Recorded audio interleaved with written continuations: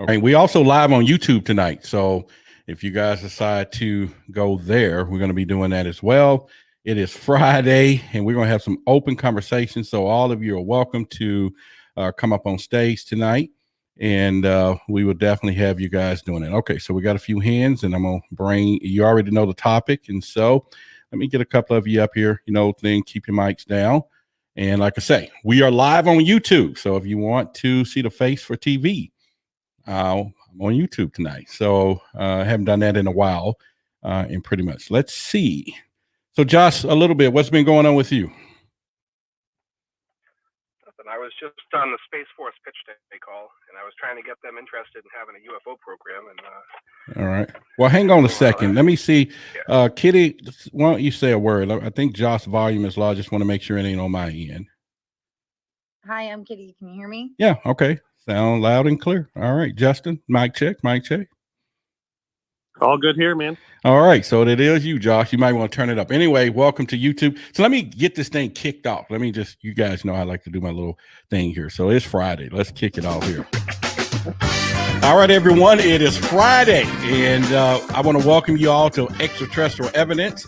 And you could have been in any other club tonight, actually a real club out there shaking your butts and everything else, but you're here tonight. And with that being said, we're going to serve you.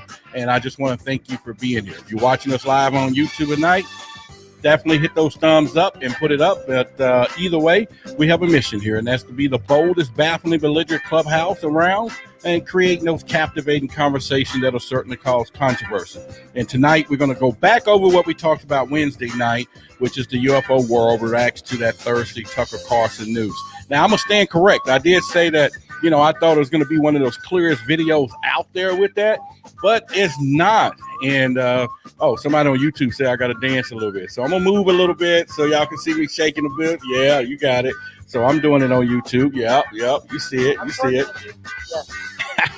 All right. So anyway, let me get some people up here. It looks like we got Sam in the room as well. I'm going to get her up on stage here, and let's do that. And Sam, I appreciate you coming up, and I'm going to turn this down here in just a little bit, and we can kind of put that together. So with that being said, guys, welcome. So how's everybody doing today? If you want to get up on stage, Sam, you can bring some of them on up, and we can kind of do that a little bit. So first of all, I just like to say I watched the Tucker Carlson thing the other day, and of course I was really promoting the other day that it's going to be huge, right? It's going to be, this clear video and all that. Well, I was wrong. It wasn't that, but I will say something that stood out the most is that UFOs are real. This guy just came out and said it. These things are real. Now, do we validate what Tucker Carlson says? I don't know. So I'll just let you guys ask. Go ahead. What do you think, Kitty? Oh my goodness. You know how long I've waited to actually just like from our last time, which has been a couple months, to be able to talk to you, Roderick. I am so thankful that you have this show and have this club, and then I get to be a member of it. Oh my God. Well, thank you, and welcome being here. I mean, it just tickles me pink, like just to know that there's somebody out there that is just as enamored by it like my father was. And I can't say that I know a fraction of what Josh knows, but he is very passionate about it, and I hope that his mic's working because I love to hear you and Josh talk about it, and Justin too. My goodness, I'm just thankful that you guys have this show and that I get to learn a little bit about this and that. And when it comes down to Tucker Carlson's show, rewatching it, I mean, he gets animated, to say to put it lightly. I mean, and I love it. I absolutely love it. But yeah, I just cannot wait to hear what other people say. Thank you so much for letting me be on stage. Anyway, I'm Kitty. I'm complete. All right. So yeah, I mean, I think Tucker, we know what we think about him in some spaces. He does really get out there when he does get to speaking. But he was really adamant the other day, and he really stood behind. Okay, we're going to move him back out of there. Let's go. All right. So yeah, he's real adamant about, what's going on with the UFOs, and to have that 30-minute segment dedicated straight there and brought out the scientists, he brought out the proof, the evidence, and he really came with it. But one thing that stood out the most to me was that when he just kept saying, UFOs are real. They are real. And I'm like, yeah. They are real. Yeah. And so that was one of those deals. And so I was really excited about that. Justin, what's going on with the elf there? And what do you think? No, hey, what's going on, Broderick, Samantha? I was really happy to see we had a scientist on the show saying, look at what it's doing. Look at the physics of this. And Michio Kaku, I'm a huge fan of Michio Kaku. I have been for a long time, but even more because he's willing to take on what has been ridicule in this field and to take it on and actually, in front of an audience of millions of people say, hey, this is a real phenomenon. So that lends credibility to it. So I'm glad we're moving in the right direction. Yeah, I agree with you. And because one of the things back in the day when they talked about the Brookings report, and you guys can kind of look that up, the Brookings report was sanctioned by NASA or commissioned by NASA to go out and find out what the public sentiment would be once we found out or was told about UFOs. And on page 278, they talked about don't tell us. But one of the groups that they signaled and said that the scientists will be the community that will be stricken the most by, the telling about UFOs. And of course, after kind of studying that, thinking about it, it makes perfectly sense because they are built more off of theories and not hypothesis. And so therefore they need 2 + 2 to equal 2 or 4, right? Yeah, right. If it equals 2, we're crazy, right? But at the same time, they can't, if it's not something that they can say it's happening repeatedly to this, and to have a scientist on there, I thought it was pretty cool too as well. What about you, Jim? Well, it's on the news cycle. It's really tough to compete against what's going on with Afghanistan. So maybe Tucker held back whatever new video they may have been received by Lou Elizondo, and maybe they're holding it for a more appropriate time, so he can get higher ratings in the future. That's all I thought. Yeah, it might make sense because, I was disappointed on that particular aspect because I expected what I heard in the backdrop that this was time. Now, of course, Lou Elizondo is the one who kind of, telegraphed that we're going to see a real clear shot video, and so I'm like, okay, that's one of the things that we would do, and so I was excited. But after watching the show and how thorough it was, going down the pipeline to begin the process of sharing that information to the public, then it was something that I thought was like, okay, they went to they brought some experts, they brought the scientific side of it, they brought the military aspect of it, they brought the threat aspect of it, the possibilities of it. So it was like crazy when it came down to all of that. So if you're here watching us on YouTube, I know you can hear the people on Clubhouse. So if you want to put it into the conversation, you definitely can. And for those of you, if you got a face for TV and you want to come on up, I'll send you a link and you can join me live up here. Maybe not, but it's up to you. But anyway, so Sam, what do you think? Did you get a chance to watch it? I did get to watch it. And now usually I'm so excited about this kind of stuff. I felt a little underwhelmed by it. I mean, I agree. I love Michio Kaku. And so it is great to have him on and, give a little bit of a scientific perspective. And I love to see the look on his face when he's just watching, some of this. And he's like, this is just impossible for the way that they're moving. So I thought that was really good. I think towards the end, and, they're pulling in stuff that a lot of us, have already seen on Skinwalker Ranch and stuff. I was kind of like, okay, well, I think now you're showing just some sound or, some clips we've all already seen. But, anytime we get this kind of airtime on UFOs and people are giving credence to it, I'm always excited about it. So yeah, that's what I thought. Okay, well then, you know what? You make a great point before I get down to everyone else here as well. Did it change anybody's mind? Anybody who was skeptic out there, if you were, definitely come up tonight because I want to know, now that Fox News really put their foot in the sand, right? Or however we want to call it, they're in it. They can't get out of it now. He done said it. It's right there. UFOs are real. Tucker Carlson, they're a golden goose. And of course, he has one of the largest audiences there, I think, so would that now get more publicity, or would it now change anybody's mind? And if it changed anybody's mind, we definitely want to bring you up to find it. If it just came up, mute your mics out. Otherwise, we're going to have to move you back down in the stage there. So who do we got here? Is it Venkat? How do we pronounce that? Yes, you're right. All right. What's your thoughts? All right. Let's block this person out for good here. Let's do that. They won't come back into any of these rooms. I have been following UFOs from my childhood, and I was very enthusiastic about it. And there were a lot of incidents which actually happened, and a lot of government acknowledged it. Right. And world follows only NASA and any US government's acknowledgements. But here in India, I'm from India, so here in India we did saw some UFOs, and our government literally said that yes, these are the extraterrestrials, not extraterrestrials, but we don't know what are these, and how exactly we don't know who they are, and we will try to investigate this, and that's it. Yes, that means there are some things every government acknowledges it, and this is the time to spread the news. Okay, Sam, let's not bring that person back up. What exactly is happening? Yes, UFOs are real. All right, thank you, Sam. Let's not bring that person back up. The one that we kicked him out, so we'll leave him out of there. So yeah, and the question on YouTube, someone's asking, why Fox News? Alien Roswell has the profile, and they want to know.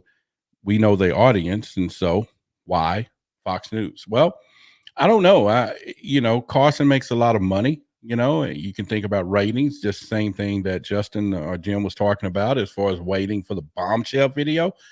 Could be for ratings. So this is just kind of getting everybody beak wet, right? I don't know. But it's perfectly the place to really let somebody out this big, because at this point he got the audience, right? And so for me, okay, I didn't have I was trying to pull it up, and I had to pay that 99 cents for the first month, and so it was worth it. So just let y'all know, it's a membership there. So, but at the end of the day, again, it just validates everything that we've all in this community have been dealing with over the years of people saying, okay, you cuckoo, this is not going to work. And, you're crazy. Josh and I was having a conversation about the Space Force, and they are now trying to put the UFO phenomenon in their hands, and they're saying they don't want to have nothing to do with it. And I was telling him, yeah, it's crazy, because the military force of that saying, no, we don't want to be associated. We're the guardians to protect us in space, but we don't want to have the UFO things in our hands. And so that's one of the things there. So let's see. We have, is it Nas? I'm just going to say Nas. Nasat. Okay, go ahead. Hey, how's it going, Roderick? Love your show. I think this is very much needed. Of course, I work at a local bookstore here in Brooklyn, New York. All Eyes on Egypt. And so we've been teaching on, different subjects that kind of tie into this for many years now. And this is kind of like a mandate, that's coming down. We will call it the Galactical Federation. Some might call it the Galactic Brothers, but this is something where the planet Earth itself has to get ascended into, really becoming aware of these. So these different mandates are coming down now, because a lot of us have to start getting familiar with, the fact that there are other life forms out there, whether you call them USOs, UFOs, UAPs, all these different crafts themselves have been recorded throughout ancient times. So you see Ancient Aliens, Skinwalker's Ranch, Resident Alien, all these different shows and movies popping up now, because a lot of these mandates are getting kicked in. So UFOs are very real. They're actually manned by certain species. There's different types of crafts. So this is something that, us as a civilization, even as Michio Kaku kind of would put it in some of his books, Future of the Mind, you have to get really familiar with what this civilization has to get ascended into, and, really getting familiar with these extraterrestrial life forms, their technology, their crafts. This is something that has to happen. So it's definitely something that's a reality, and we got to look forward to it. Yeah, and one of the things that stood out to me, I don't know if any of you guys remember, if you saw it, where the scientist guy, and I'm not going to try to pronounce his name, somebody else can do it. What was his name again, y'all? Michio Kaku. Yeah, just imagine me trying to pull that one off. Bishokaku. Okay, I did. Okay, whatever. All right. So my thing was when they would describe me, one of those UFOs being 5 foot long, right? I thought that was kind of small, right? And I'm like, but that could be the 4 footers they talking about this dinner because I know I ain't gonna be in that bad boy, but 5 foot. I was like, because you thinking, or most from my past, you thinking of uh, large spacecrafts, right? That's carrying people and beaming up people, and all that. And this thing was just 5 foot. So, and went into the water. So that could have been what we all say is those unmanned ones. That could have been drones or something that they have created with the technology because they went back underwater, which we all know that that's where most of them hang out at. So that was one of those things there. So Vinny, go ahead, buddy. Go ahead and mute your mic out. All right, appreciate it. Yeah, no, I'm just listening to you guys, but I Oh, okay, that's definitely cool. think That's cool. there's something out there, and I'm pretty sure there is, and I mean I've seen one, and it's just crazy, man. Like I think that one guy that brought us like a lot of info was Bob Lazar, of course, and just think that the amount of info that he could get, and they were like verified after like a few years. It's just like to me that shows that there is something out there and it's pretty much real. And so I think that what people say is not just like it's not just stories, and they just don't want to show people that they saw it, and make people think that they're crazy for it. They just want to share what they've seen, like what they think it's real. And you know some people might call it crazy, but I just think it's natural things, as everything. I think they have a life, and and they die just like us. So I think it's pretty much natural. It's just that it's a civilization that's just way better than us. It's more advanced than us. And yeah, that's what I think. Well, you make a great point, and for those of you watching on YouTube, definitely give me a thumbs up, follow if you're not, post your comments as well, because we want that algorithm to find extraterrestrial evidence as we get ready to post. Because now we're actually getting ready to hit this thing really good. So there's some people on YouTube that's talking about, there's another channel to look at, Universe Inside You. So definitely check that out. That's shaky. Welcome back. I haven't talked to none of you guys in a while. And so, we got an audience on YouTube, guys, and we got our Clubhouse audience at the same time. But again, I just want to thank you for that. So, Jason, I know you and I talk on a regular basis. You're working on your podcast and show coming out pretty soon. But, again, UFOs are real. Now, I can take this, and before you say anything, Jason, is that we can always try to narrow and fox people in and say, okay, just because we got something flying around that we don't know what it is, then it's automatically UFOs. And so we can then say we all believe in UFOs, right? But I think once we try to go that extra step to who's in them, this is where this show became named Extraterrestrial Evidence, because I was like, everybody's going to know UFOs are there. Now, how do we get to the next level? And that is identifying extraterrestrial. So, but my thing is, since it's on Fox News, I just want to kind of get a collective thought from everyone. Will it now bring and that's always been reported, but we're talking about a real hit here. Will it now bring more movement toward the phenomenon? Jason, what do you think?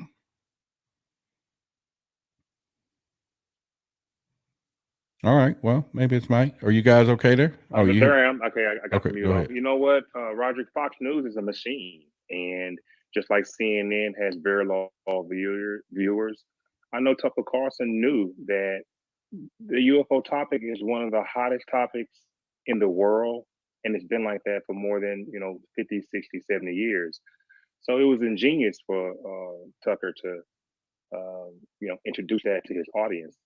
But to dive deeper into the point, we're talking about ancient history. We're talking about these things are in the Bible. We're talking about flying balls of fire. that were reported in biblical times. You know, the knowledge of UFOs, you know, by the Vatican. There are some reports that the Vatican has a ton of history and a ton of knowledge in vaults. You know, so the British, they have their compounds, they have their information. Russia. Now, I heard a report that when the U.S. went and raided the museums in Baghdad, that in the museum, Saddam Hussein had a portal, and that there were extraterrestrial crafts there, and that's why the U.S. wanted to raid the museum. So, Roderick, just by Fox News. Now, do they have? Where do you find that at? So we can kind of look that up. Because I would love to. Well, that information was, and I believe I saw it on YouTube. You know how you can peruse YouTube, and you know, and I'm not saying it's credible, but you have to wonder why the U.S. raid the museum. What did they want in there? You know, what were they looking for? And we know that the East, the Middle Easterners, the history is rich with esoteric knowledge, very rich. I just think Tucker, they understand the top.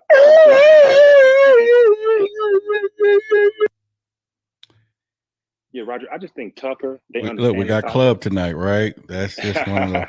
But you know what? Here's what we're gonna do. If anybody has a party hat, I'm sorry to tell you, we can't bring you up right now.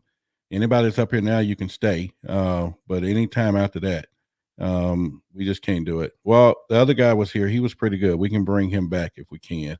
But anything other than that, we just can't. We don't know. We don't have profiles and everything else, so we have to be a little careful with that.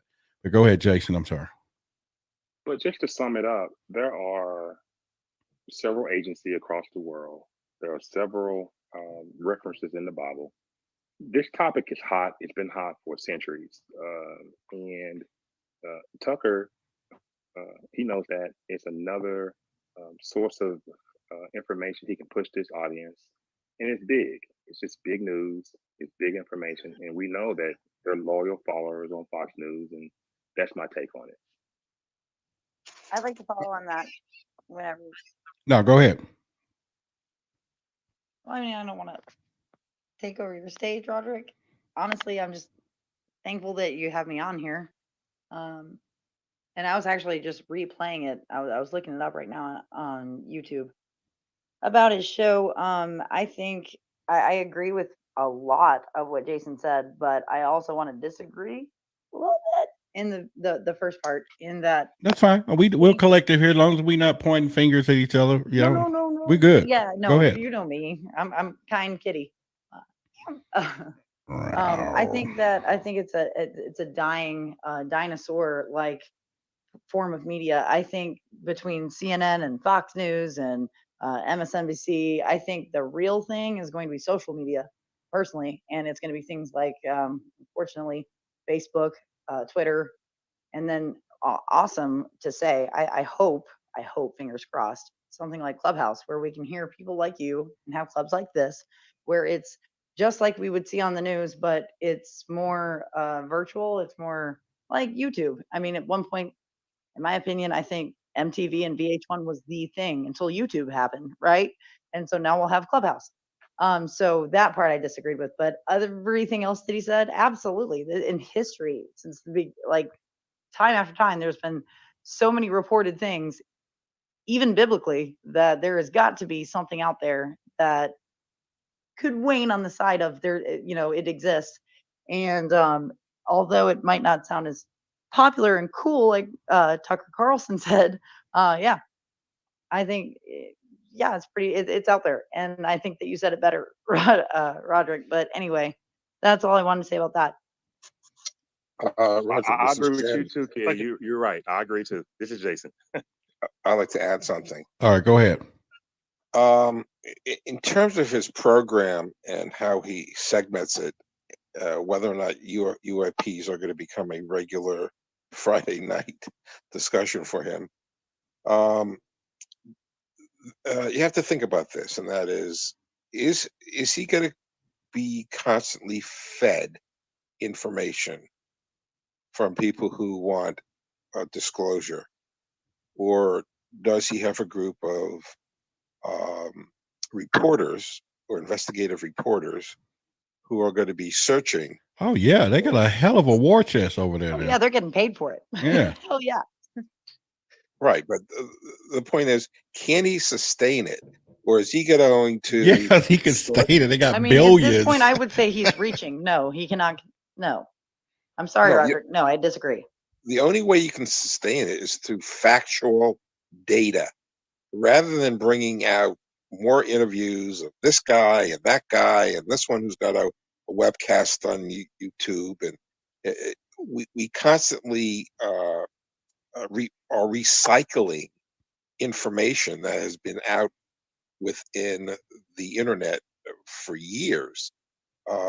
In order for him to sustain and get to the finish line, people have to come forward with data. Well, I think they would do it, Jim. And to go back to Anur posted on YouTube, and he was saying in 2003 the first looters broke into the National Museum of Iraq, and then he kind of had some more there. But then also, Steph sent me a article from the Daily Star, which the title says the real reason for the Iraq War. Saddam Hussein had a Stargate portal to the alien world. So that's the actual article there. We can definitely check that out as well. So now I didn't know that. I didn't know. I just thought, they was over there. So for oil or something, right? Whatever reasons that they gave at that time. But, I was actually working. Let's see. I was working for Texas Instruments. I had a secret clearance then. I was 19 when he invaded Kuwait, and we was working. I'm just declassified now, but at that time I had a top secret clearance. We was working with the HARM missile, and high speed anti-radar missile, which changed the whole logistics over there. But I was 19 then, and they chose a lot of us because I was in college because we were young to get a secret clearance, because when they didn't know he was going to invade. And so therefore they couldn't get a lot of the older adults, which just took like 2-3 years or a year go back and to get their clearances. So they recruited a lot of younger people that they had to just go back to when we was 18 for clearance. And so we had those jobs about 9 months to a year. And then one by one, they just picking us off, laying us off, replacing us with the people who they wanted in there. So I thought that was pretty, but learned a lot back then. So we have Honor, we got Nimi. You guys want to chime in on this topic of Fox News? And real quickly though, I think they got the war chest. I know they can continue, and he has the resources and the connectivity, because you got to think about it. This is Carlson Tucker. I mean, I'm sorry.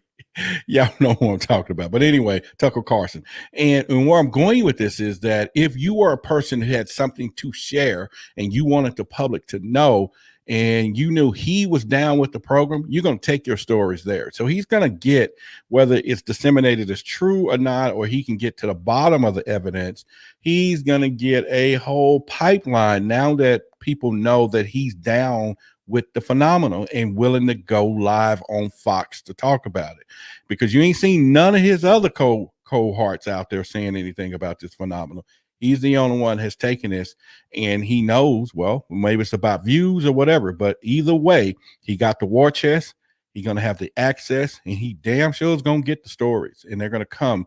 But again, he's not going to be like we are with extraterrestrial evidence where we can talk about it. He ain't going to be bigger than us, right? I hope not. All right. So anyway, anyone else want to chime in on that? I do. I could. I wanted to kind of jump off of some of the things that I've heard here. You have a big room and a big platform, and I think one of the things that we have to be mindful of is that there's a lot of people in the audience that are listening. So when we present evidence or ideas or thoughts, that we need to make sure that they're based in some kind of factual history, if we can, or cite sources whenever we talk about some things, because for the last 70 years, there's been so much misinformation within the UFO, extraterrestrial, just experienced community in general, that has caused, a lot of that's made it just unbelievable.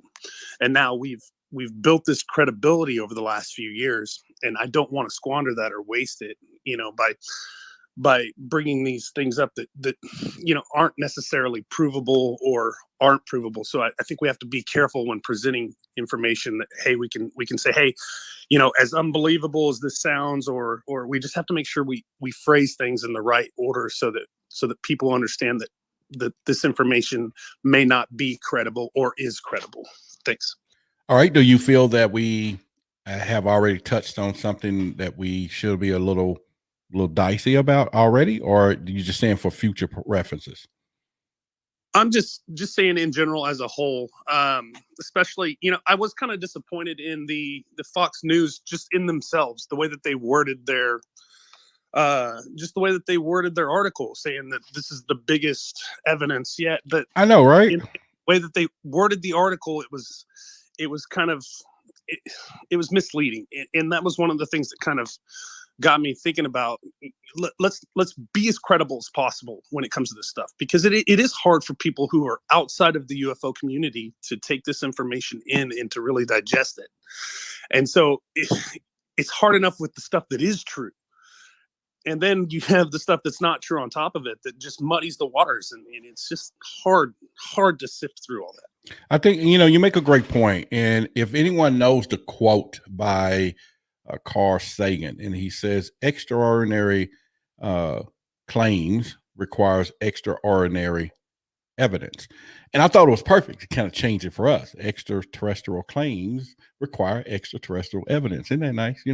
And so it's something for us to adapt when it comes down to this. And it's one of the quests that I have. I want to make sure when people come here, we give them those information, even though like Jason and I talk, but when he said, hey, this is happening, my job, even though he's a friend of mine, but he knows I'm not attacking him, but my job is, where did you hear that from? Where can we find this information? Because, on one hand, there's these two types of people that we want to be really we want to be aware of, because there's some people out there that'll come up here, and in the past, I wouldn't really say much, just let them say what they say and not kind of let's give us some evidence of it. But then you have the other side of the fence who people just come up and say, oh, they're wrong, period, versus both sides. And I think we all have to take the avenue of going down that method of trying to find out what we might have think is true and find out it may not be true, and versus what we think is not true, we get enough information to find out it is true. So we all want to be open to grow in this subject matter as we do, because there is a lot of stuff out there when it comes down to it. So anybody on Clubhouse want to say anything to our YouTube audience? We got people there. If you're on YouTube, give us a thumbs up. Make sure you post your comments, follow. And if you're on Clubhouse and you don't know, we do have a YouTube channel, Extraterrestrial Evidence, and a podcast. I would love for you guys to go to the YouTube channel and subscribe. And if you're not here and you're here for the first time, make sure you hit that green house up here because this algorithm right now, Clubhouse is exploding, and you don't want to miss some of the things that we're going to be having coming up. And so give me a follow, or anybody up here that resonate with you. Also, definitely follow to hit that green house. And then if you want to get on our text list, just go to textroderick.com, and then that'll get you on our community VIP text list as well. And then if you want to know any other information, roderickmartin.com. We're going to be doing that. And in about a week, I'll be leaving, going to shoot our film, be hosting a new show on one of the networks. And so we're doing the investigation part of it. And so I'm pretty excited about that. Then I'll be in LA a week or two after that.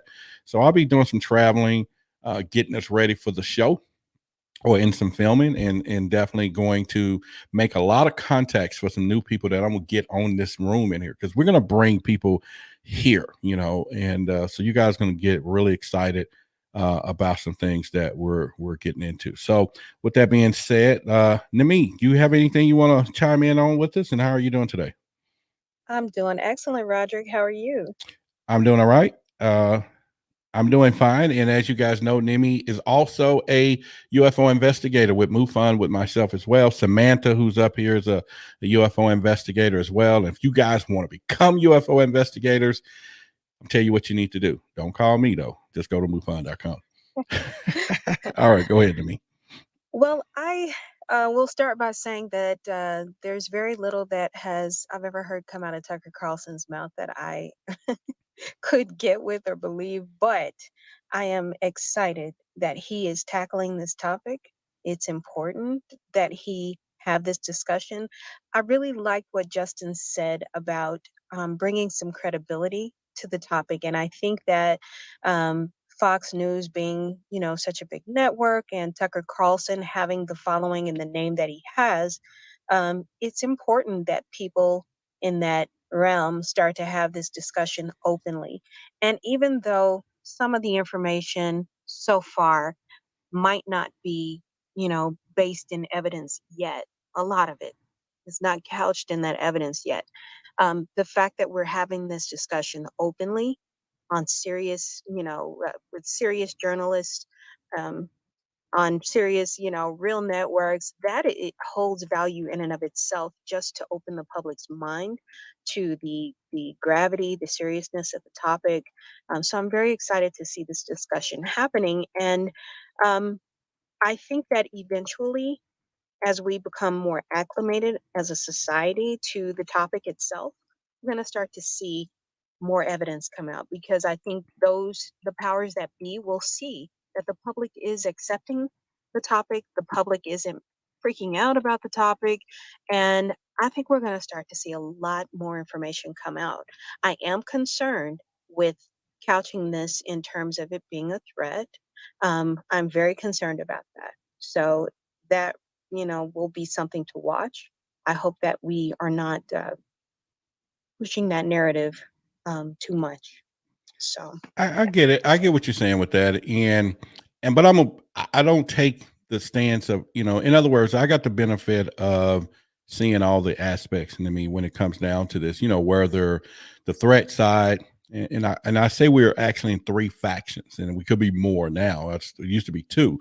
We have the experiences, and now we have the consciousness side of things, and then we have the ufologists or investigators, researchers, and that usually going to tend to the disclosure or government cover up size. So these are three things. Now you're going to have one side says, okay, there is possibly a threat. And I get it. It makes sense to me. And I think for all of us, when you have a situation of something, or if you live at home and, this thing keeps racing by, you can't keep up with it or stop, or, in this case, we have something flying around that can outrun our jets. It's flying past our military. It's turning off our weapons.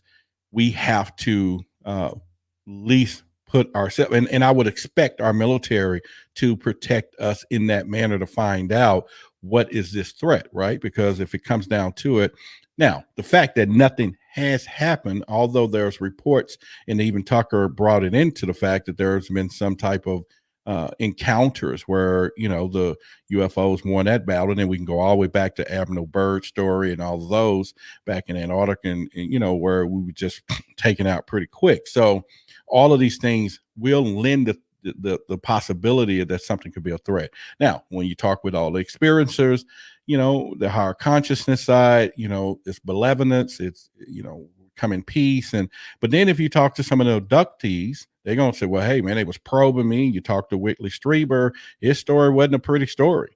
So we don't know when it comes down to that. And then we'll get into the cattle mutilation in a few minutes with that too. But the whole point is, just like we got insurance, just in case something happens, right? So that's the way I would look at it, right? I hear you, Rod, but I 100% disagree with you. I do hear you though, and you make a good point. But you and I have had this discussion multiple times. The bottom line is that with the technology that these craft obviously have, and these entities obviously have, if they meant us harm, we would have known it by now, and we don't have the technology to defend against something like that. We don't even understand it, much less, have the ability to defend ourselves. And that's a terrible thing. But saying that to say, if they were a threat, we would have known it by now. And Well, I think we know it. I think I don't we, think we do. I think we, we're not going to air our dirty laundry out here on I mean, our they're turning conversations, off right? our No, I'm just kidding. weapons. Yes. They're turning off our weapons to keep us from harming ourselves and one another, from these weapons entering, space. And I think that says a lot. Well, I The mean fact that that could you be know, yes, and I hear what you're saying when it comes down to yeah, we have had this discussion, and for those we're UFO investigators, so we do talk. I was just joking when I said we're throwing our dirty laundry out here, but yeah, we do have a conversation, and we are open minded and agree to disagree at all times, and I think that she's correct. They have not done anything, so we're going to go with that side. But it's almost like the point of everybody's seen the movie Friday. You see Debo walking up. Are you just going to think you're going to wait around? It's like it's Debo coming. You saw everybody like put their stuff up just in case, right? So when okay, what does this got to do with the UFOs? What I'm saying is something as powerful as that to turn off your weapons. You can't do anything about it.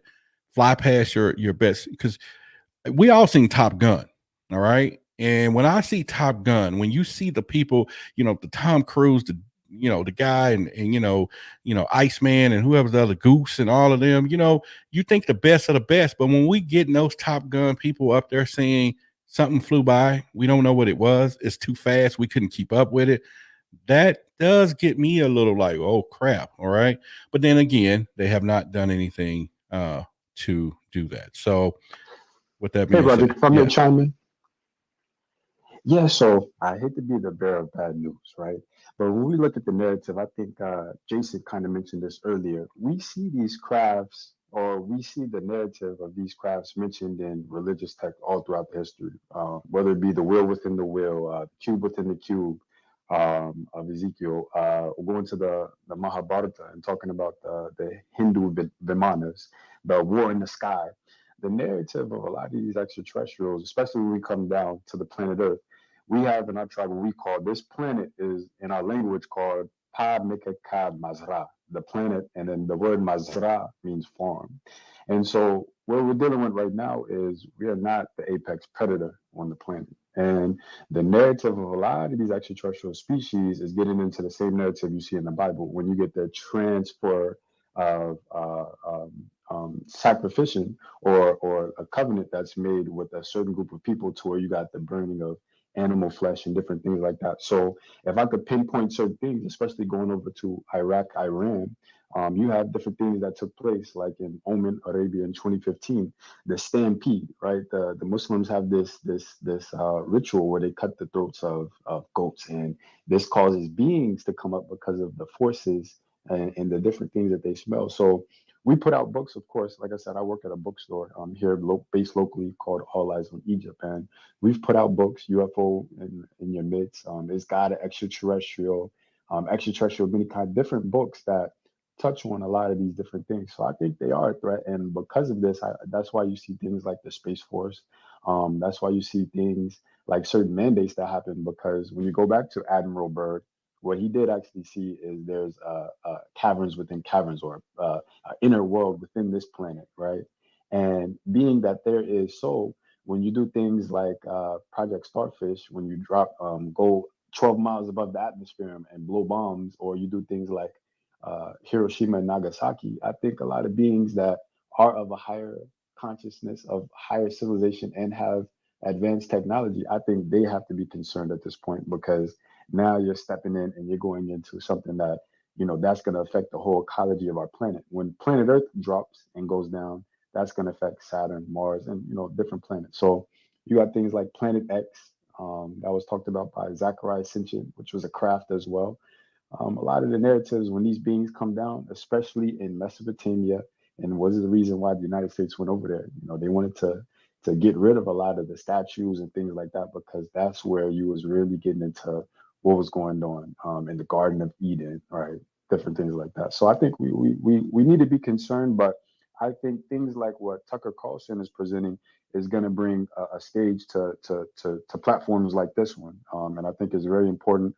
Like was mentioned before, I think by Justin, of us having factual information to give to the people, because it's going to be something that's going to explode, and this room is going to go from 193 people to thousands easily. Well, that's my hopes, and I got a question for all you. But Mysterious, we'll get with you in a minute, and Alf, and Josh, and Chris, and is that Shakaya? So we'll get with you guys in just a second. And I am, Josh, Justin, you and Alf going to have to tell me what's up with the Alf faces today, and we'll get with that in a minute. But I got a question for everybody. If we are in the situation where they come in, everything is in peace, what the hell happened to all those other civilizations? Where did they go? What happened?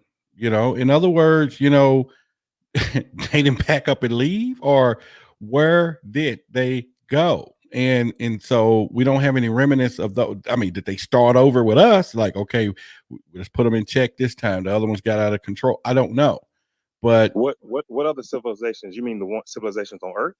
on Earth, back, we're talking before the pyramids, we're talking Atlantis, we're talking all of these ones that just the Mayans that just disappeared. Period. Definitely. So What when you get happened into, to like, them? let's say Yeah. let's say They if we didn't really talk about the disappear. Mayans, we're talking about Pumapunku, right? Even the natives there say that this city was built in one night. So going back to the original story that you can say, quoted by Zachariah Sitchin, Lost Book of Inki, this there's a war on Nibiru, and these two individuals descend down to the planet Earth, and they have agendas. So you have one individual by the name of Alelu, who would have been the constructor of Pumapunku. When Anu comes down to battle him, as it's told in the stories, he has to flee the planet Earth because he did some things on Nibiru, their ruling class, which caused him to have a conflict with this individual. So he's fleeing, and he actually goes to the planet Mars. So there's actually statues all online of an actual statue on the planet Mars. That was one of his civilizations, and he took the Mayans with him, and they opened up a portal. So is this far fetched? Well, we see this in, let's say, movies like Stargate, where you see these portals or these sabbats, as you would say in different languages, being open, and you see beings going and ascending. So, at a greater whole, I think a lot of, even like the elite of this planet, I don't think this is the elite as of now, because they have different things like Gliese 37b, or what they call Goldilocks planets. When they did the brain drain going back to the 1940s and 50s, they were actually trying to see who had those type of minds, right? That could actually see how to do no soil aggregation and agriculture on these different planets. They were trying to see who would be the scientists, who would be the doctors. So a vast majority of the true elite, I think, are not truly here on this planet now. So when we're dealing with this civilization here, these Anunnaki, and mind you, I'll say the Bohemian Grove that just took place July 15th over in San Francisco. Very important meeting. The powers that be got shifted to a certain extraterrestrial constellation, and specifically called the Andromedans. And these Andromedans took over power of the Anunnaki or the Muonaku. So the United States have already been in contact with a lot of these extraterrestrials. You see this in Project Paperclip. They put it out in Project Blue Book. There's a movie called, or a series called Childhood's End, where they have a being by the name of Cryon, who is a real being, but his name is Krillin. And this, or they call him Skinny Bob in the Yellow Books. This was the Greys, or Zeta Reticulans, which Paul Hellyer talks about, the ex-minister of defense for Canada. So they're pushing these narratives. They're trying to put this information forth. But I think what Tucker Carlson and a lot of individuals are doing, they're trying to see what's going on. And if I do quote anybody, I'll say DNA of the Gods by Nick Redfern. He spoke with Giorgio Tsoukalos on Ancient Aliens, and the narrative that he was trying to push was that they're coming down specifically and they're targeting a bloodline, the same bloodline you could say that most U.S. presidents tie into, but there is a we did specific a show bloodline on they're that. targeting. We did a show on that last week. Not to cut you short, and I guess I did, but not No, trying I'm to. listening. We did a show on that probably about 2 weeks ago or a week and a half ago about Rh negative or the royal blood.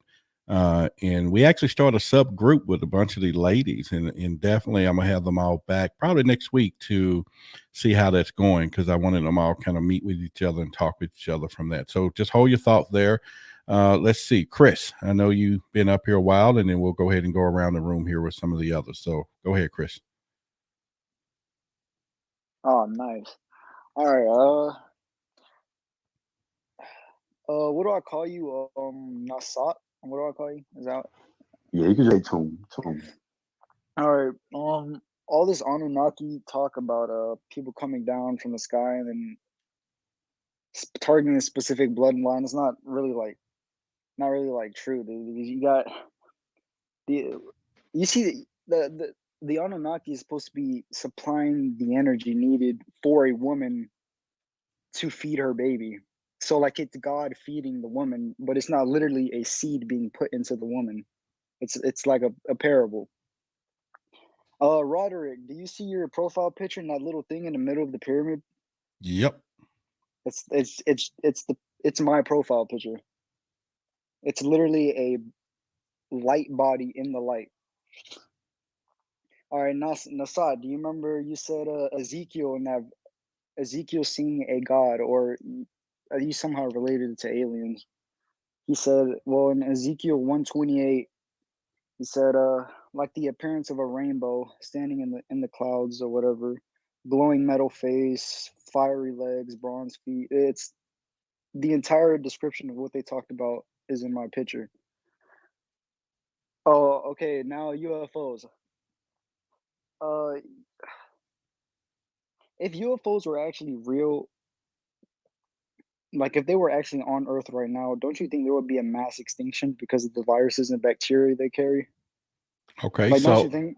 all right, that's a great. I got a question for you. So, are you taking or are you saying that you don't believe UFOs are real? I Or mean, the information that you guys are talking about, like all this God stuff, it's real. I just think you guys are relating it to like a literal flesh UFO, but it's not really in the flesh, I mean, we right? have humans here, right? Well, we all are in the flesh, but we still take ourselves into consciousness and thoughts and everything else. So, I mean, the association is going to be the same, wouldn't it be? No? Yeah. So, wait, so you think Well, that UFOs are actually in the flesh, like no. maybe What they're I'm saying spirits is, flying around? what I'm saying is, there's no disconnect between the two, as in, and let me try to rephrase that for you. But what I'm saying is that UFOs are there; they're flying around, and you were just saying that there's not, if I'm not mistaken, right? There's no correlation between the God stories or the stories that we're talking about with UFOs, right, from the past, right? Oh, okay, I'll correlate it. All right, so you know the Egyptians, they have like this disc, right, and it looks exactly like a UFO. And they have scriptures. I mean, not scriptures, but these things, hieroglyphics on the old wall tablets and stuff that showed UFOs in the past too. Yeah, okay. Do you know they used a disc, right? It's like they used a disc as a portal to see another dimension or God, All right? right. So you So do take a you? disc So to open a portal. what type of disc So are you you got talking about? a monstrance. Okay. Okay, I've heard of something like that before. Well, in Egypt, they will call it the Hajj Aten. Yeah. Hajj Aten. Or the name for this would be Aten, and this is usually, I mean, in the first recorded actual of a UFO was actually in the Tuli Papyrus. This was actually the priest that saw this because Akhenaten had opened up a stargate. So this has been recorded in ancient Egypt. You are correct. Yeah, Yeah, so but he's it's like saying, but you're also saying, although y'all verifying those things, but you're also saying that the UFOs are not real, but you're saying there is some record of it, Chris. it like the information that Nasat just said, like it's all real. It's just you're saying that it's a UFO. Like you're saying that God is a UFO, but No, I didn't like you're know. relating the Okay, I get what you're saying. information. I get what you're saying. Yeah, like you're like cross examining the information, like trying to make them like that's not what they were talking about. Well, my And stance, okay, I understand what you're saying, and I hear exactly what you're saying, and I think what I try to do is put it more in a technological. You know, this is technology that we don't have, and technology that's more superior than what we have. And if it's someone has better technology and able to do things in more of a, you know, what we talk about, war type things, or they have missiles, or they can turn off our missiles, which protect us from all the other countries or whatever's happening, or potential space. That's where I kind of dig in the sand to say, okay, wait a minute, we don't. So I'm not tying it into the history. And I think that's what we saw with Carlson talking. I don't know why, but just tongue tied with this dude, Tucker Carlson, yesterday. Is he just and he did a show on UFOs, and in this he talked about how these UFOs are in the government's covering them up, the technology, and of course you've seen some of the other people talking about how it outruns our planes, turning off our nuclear weapons, and so none of that was a correlation between the past. Okay. You know what I mean? So it was just Okay. more or Then I less. got something for that. Yeah, go ahead. Okay. If you're a rivaling nation, how do you test your technology to know if it's good or not? You fly over the other nation's land and see if they can catch you or not. You hack their stuff to see if they can do stuff or not. Like, that's how you test if it's good or not. That's how Russia would test if their technology is good against the US's or not. So then you have our government saying it's UFOs, but not like extraterrestrial. They can't identify what it is. Well, they're not just playing with United States. They're not just flying over us, turning off us. It's an example. Yeah, I get what you're saying, but it's all over the world. So everybody has the same issue, right? And so therefore, it's everybody's involved in trying to find out. Now, I think most people want to get their hands on the technology to reverse it, so that we, in each country can have the superiority that they want. But at the end of the day, yes, I agree with you. Where would you test it? But at the same time, there's some stuff out here.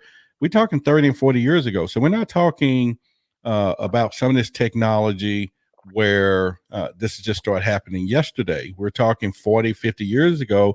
There's been things flying around that we weren't even close to going to the G-forces or wherever we are. So just hang on to that thought. Let's go with Mysterious, or did we go? Who else are we missing? Josh? When there's time, can I also say Yeah, go ahead, something? Anya. I'm sorry. I did pass you up too. Okay. Yeah, go ahead. We should be really careful about Zecharia Sitchin's work. Zecharia Sitchin is not a Sumerologist, and he never translated a You talking about the guy that was Sumerian on Tucker Yeah. Carlson yesterday? No, Okay. no, I'm talking about the guy who interpreted the Sumerian tablets and came Oh, up yeah. with Anunnaki theory. Yes. Okay, so we gotta be careful because this would just damage the core of the subject. Because Sitchin had never ever translated any Sumerian tablet into English or into modern languages. He already took encrypted Sumerian texts, read them, and came up with this opinion. So presenting this as a story that Sumerians put on their tablets, this would just create a problem because this is not scientific and it's wrong. I just wanted to say that. Thank you. All right. Okay. Appreciate it. Let's see who we got. Alf, what's going on? If I skipped anybody, let me know. Alf, go ahead. Hey, how's it going, everybody? Yeah, I believe in aliens. They exist, but they gotta be like good aliens and bad aliens. As same as humans as there's good people out there and there's bad people. And that's why I think one of my opinions, there's good aliens and there's bad aliens out there. That ones they don't want us to exist, and there's good aliens want us to protect us from nuclear bomb and all that stuff. Yeah, and I heard this conversation before. They say that when aliens land, all the presidents or the governments, every nation knows that what's going to happen. But how will the religious people, every religious, how will they react when the aliens come? How will everybody will react? I think that's a good question. I think everybody's belief systems are different. So there are some cultures here that talks about extraterrestrials and is in there embedded. Now, I grew up in still maintain being a Christian, and so it's not widely discussed about extraterrestrials. So on a religious part of that, I think that the community will be more effective if something pops up and say, okay, we exist, and then go into the story of who the creator was and where we all or our origins come from. Oh, that's just going to blow the wind and a lot of stuff. So And if you are a being and you know the deity or what, or not so much of that, what people, this species here is all about, I'm sure they've done their homework. They're not going to upset that rhythm and do that. So I think that's one of the reasons we don't see them readily trying to just pop up. Now, of course, we can go to the theories of how many is it, where do they live, where do they come from? Is it just one or two?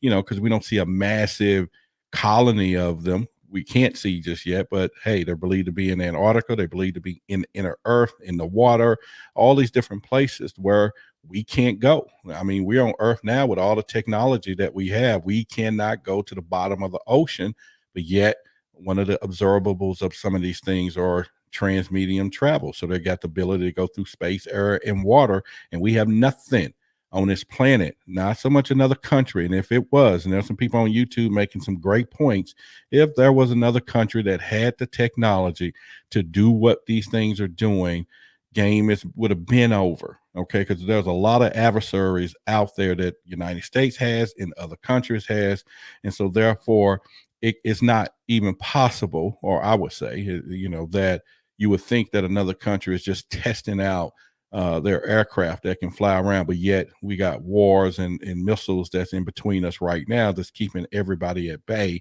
when somebody can say, hey, we want to take over the world and dominate. So one of those things I think is pretty good. So Josh, what's going on with you? Josh with the camera at the bottom here. Sorry, Roderick, I actually didn't get a chance to speak, if I may. Oh, okay. Yeah, go ahead, Mysterious. Go ahead. I'm sorry. Okay. By the way, I do love the club and I love this chat room. It's great to be here. I am a little bit nervous being on the stage with this audience, so if I do struggle with my wording or get flustered, So is there a please reason bear why with we me. make you nervous? So let's make you guys want to make him feel at home or something, or what? We can talk like mate. How you doing, mate? No, no, it's just simply the size of the audience. That is all. You guys are wonderful. So yeah, if I just get flustered or struggle with wording, just please bear And we're with having me. a bad day. We're usually twice as large. So hey, not a bad day. It's Friday. Other people's at the other clubs tonight. But go ahead. Okay, so I've been listening into the discussion so far, and I just want to touch base on some of the points raised with my point of view. Now, the first point was that these extraterrestrials have been coming to Earth for a long, long time, thousands of years, and I really do support that theory because there are actual ancient paintings which depict these, the people with these spaceships in the sky, and there's many of them, and some are open to interpretation, but some of them really look compelling, and to me, they don't look like they could be anything else besides a UFO. And to reference that, anybody, these paintings are all over the internet. You just have to do a search and type in ancient UFO paintings, and you will find websites which reference them, their date of origin, like when they were painted, who they were painted by, and where you can find them right now. They're real paintings. And I just go back to some of the ancient structures. The pyramids are built with such precision, and this was done 4,800 years ago. Our modern machines would struggle to replicate this, and other ancient structures like Stonehenge. So these thousands of year old structures that were built at the time by people like well before technology existed, how was it done? There's a lot of theories that they And were where built and where by did they alien go? beings. That's my thing. And where did they go? We keep going. Yeah. And for another reference from Off-world. that, there is a good show, Ancient Aliens. Some of their theories are a little bit far-fetched and implausible, but some of the episodes are really compelling. So if anyone wants to learn more about that, they can check out Ancient Aliens. In more recent times, to support the theory of UFOs, obviously there's Bob Lazar. I'm sure a lot of people here know the story, so I don't want to go into too much detail about it. But the things I will point out is the element 115 that he talked about in 1989 wasn't even synthesized at the time. And he also mentioned that the beings, the crafts that they were trying to reverse engineer, came from the Zeta Reticuli system. Now, what's interesting about this system is that in 1961, the Betty and Barney Hill UFO abduction under hypnosis revealed that they lost 2 hours of time and they believed they were abducted by aliens. And Betty Hill was actually able to draw a sketch of where she believed these aliens came from. And at the time, it was an unknown constellation, while 13 years later in 1974, astronomers finally identified the Zeta Reticuli system. So I just find it fascinating. Like, how was she able to draw at the time unknown constellation? Where did she get that knowledge from? And a lot of people will say, if aliens helped us out in the past, why aren't they helping us out now? And I did recently watch a documentary. If it comes to mind, I will share it with people. But it was basically about the Rendulsham forest incident in 1980, where military officials saw these strange lights in the forests, and tests performed after that showed unexplained levels of radiation. But that military base was known to have nuclear weapons, and this particular show I watched have shown that UFOs are known to fly around a lot of military bases that are known to house nuclear weapons. So the theory is maybe they're just trying to give us a sign that we don't need these weapons and we need to get rid of them and stop being such a destructive race. And perhaps if we were to do that, these alien beings would come and greet us and give us some of their knowledge and technology.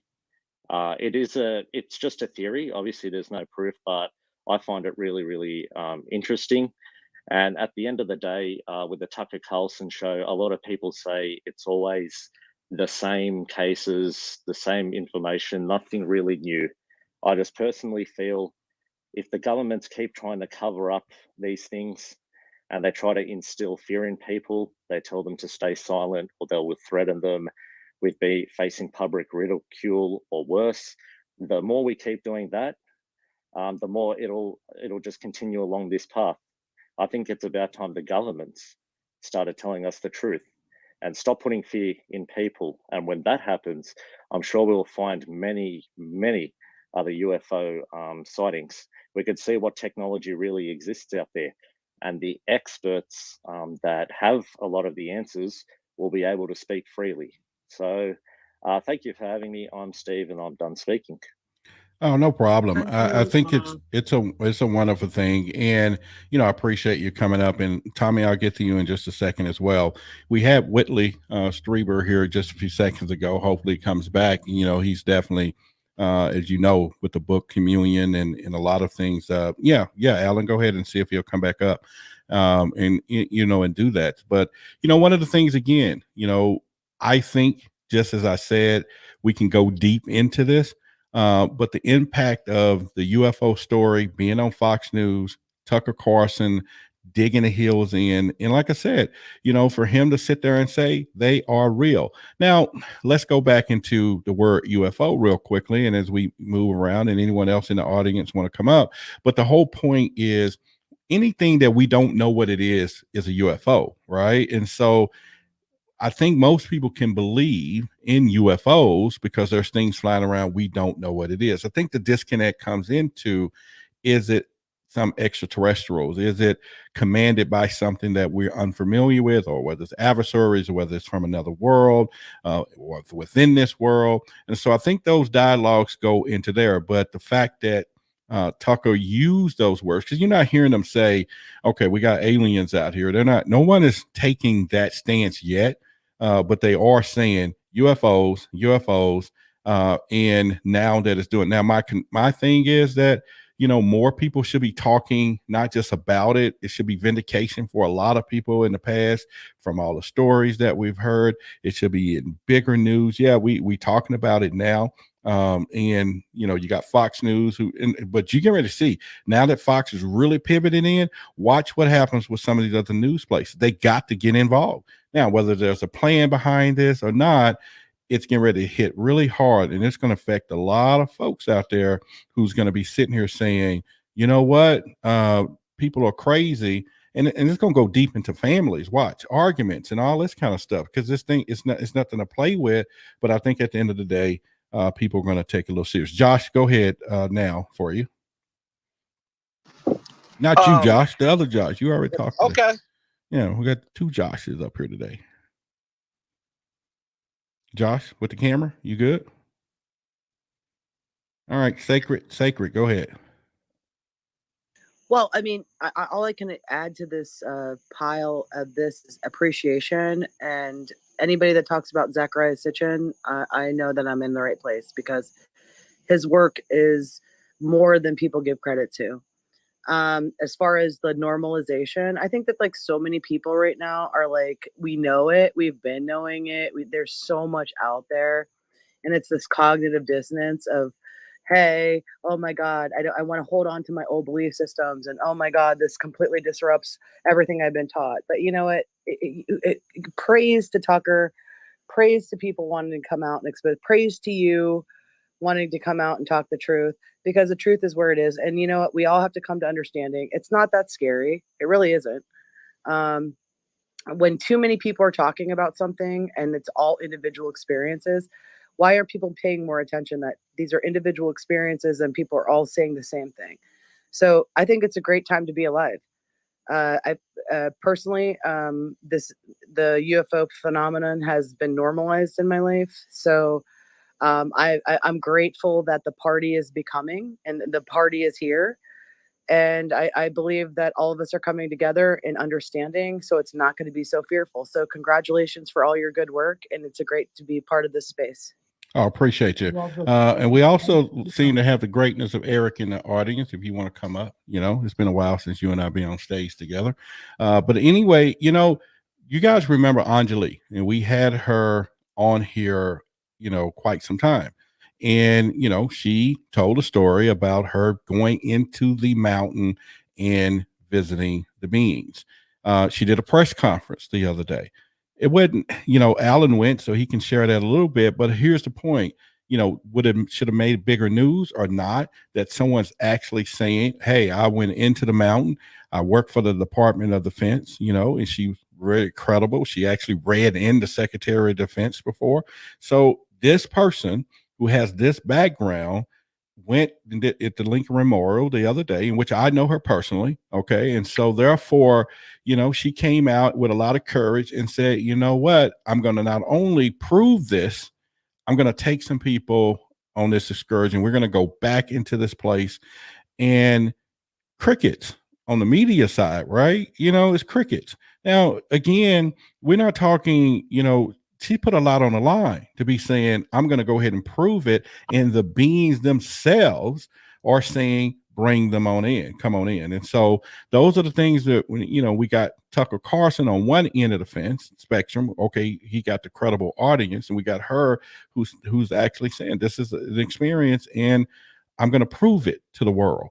And the world didn't want to hear it. Right. And so where are we at with that? And so that's, go ahead, Alan. It seems like it's some kind of Shakespearean drama, where these two sides are pushing towards the center. We have the government slowly releasing and leaking, and then we have these beings showing up to Anjali, and then we have Tucker Carlson and the rest of the media trying to catch up. It seems like it's culminating to some sort of climax, perhaps. This is hopeful, where boom, the whole thing pops wide open, and the mysteries and the secrets are revealed. I mean, who knows if that will happen, but it's leading somewhere.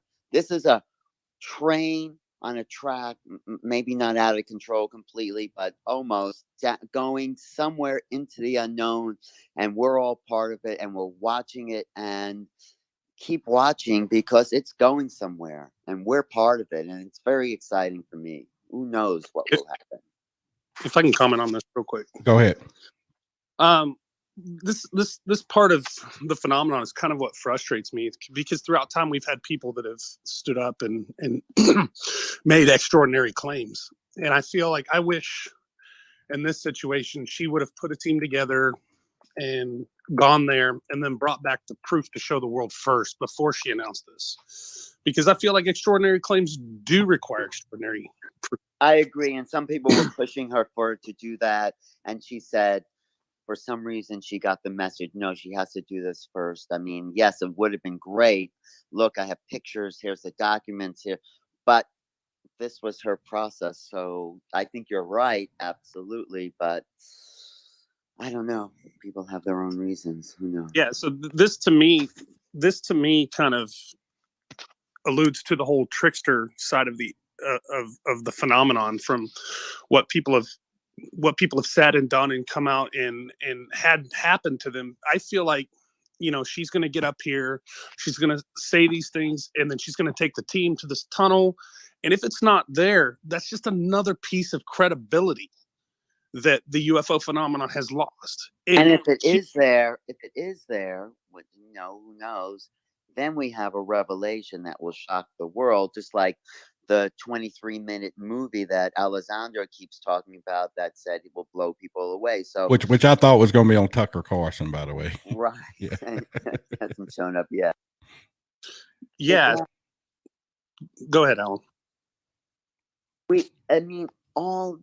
This is not exactly like it's been in the past, people coming forward. There is a little different atmosphere. The media is listening a little closer. People are more aware.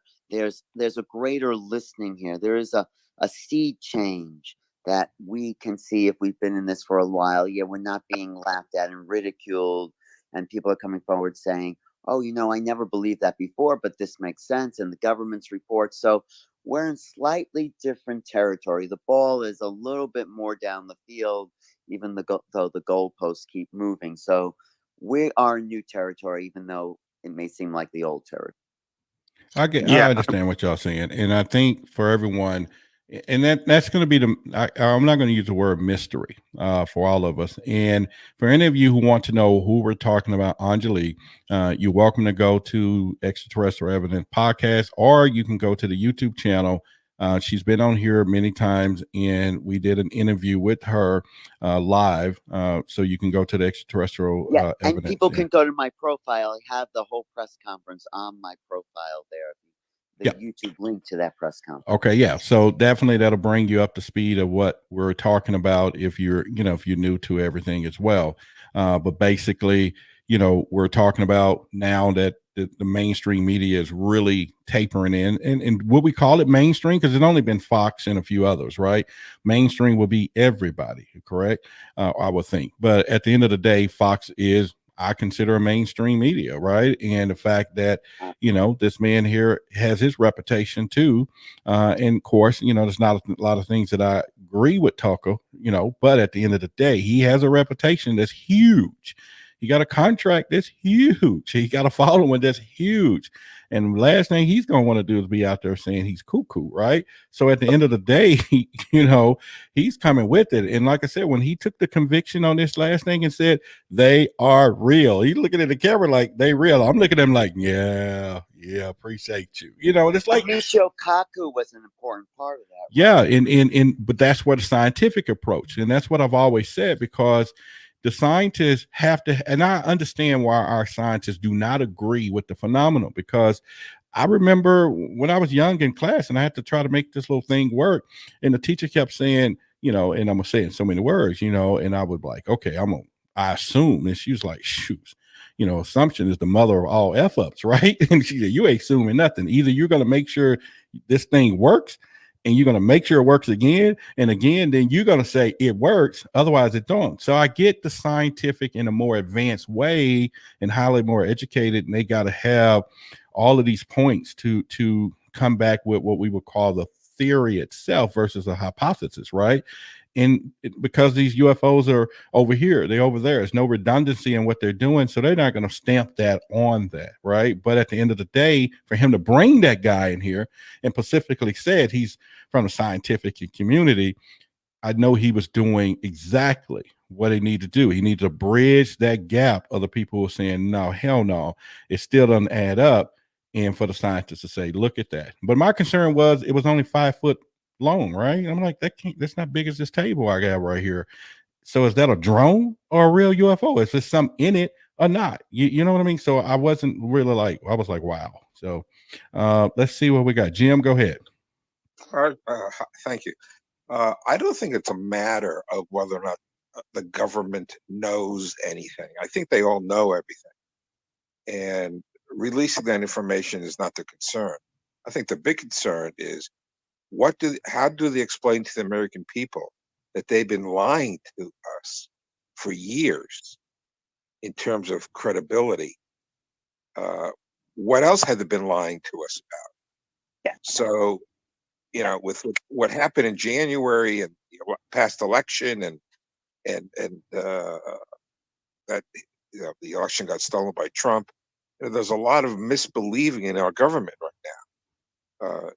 You're not seeing it so much because I think the Afghanistan thing has taken over. But if the government admits that they're real, how do they explain their lying?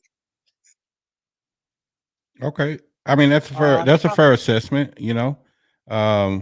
fair assessment. Yeah, and I But they think need, yeah. someone said they need amnesty for them to come forward. For all those years they were lying. We need to, not that they should be forgiven, but and that's one of the reasons they're starting with the Nimitz 2004, because they don't want to go back to ancient history as they feel. So we may have to give them a pass for the lies if they're willing to come forward with the bodies and the craft and Oh the well. truth. So That's not happening, Alan. That I is know not. it's not Yeah. happening, but something. That's why Elizondo is pushing for something. I think he is a good guy, wanting to come out there, and he's sort of stuck between I don't know, his allegiance to the American people and his allegiance to government.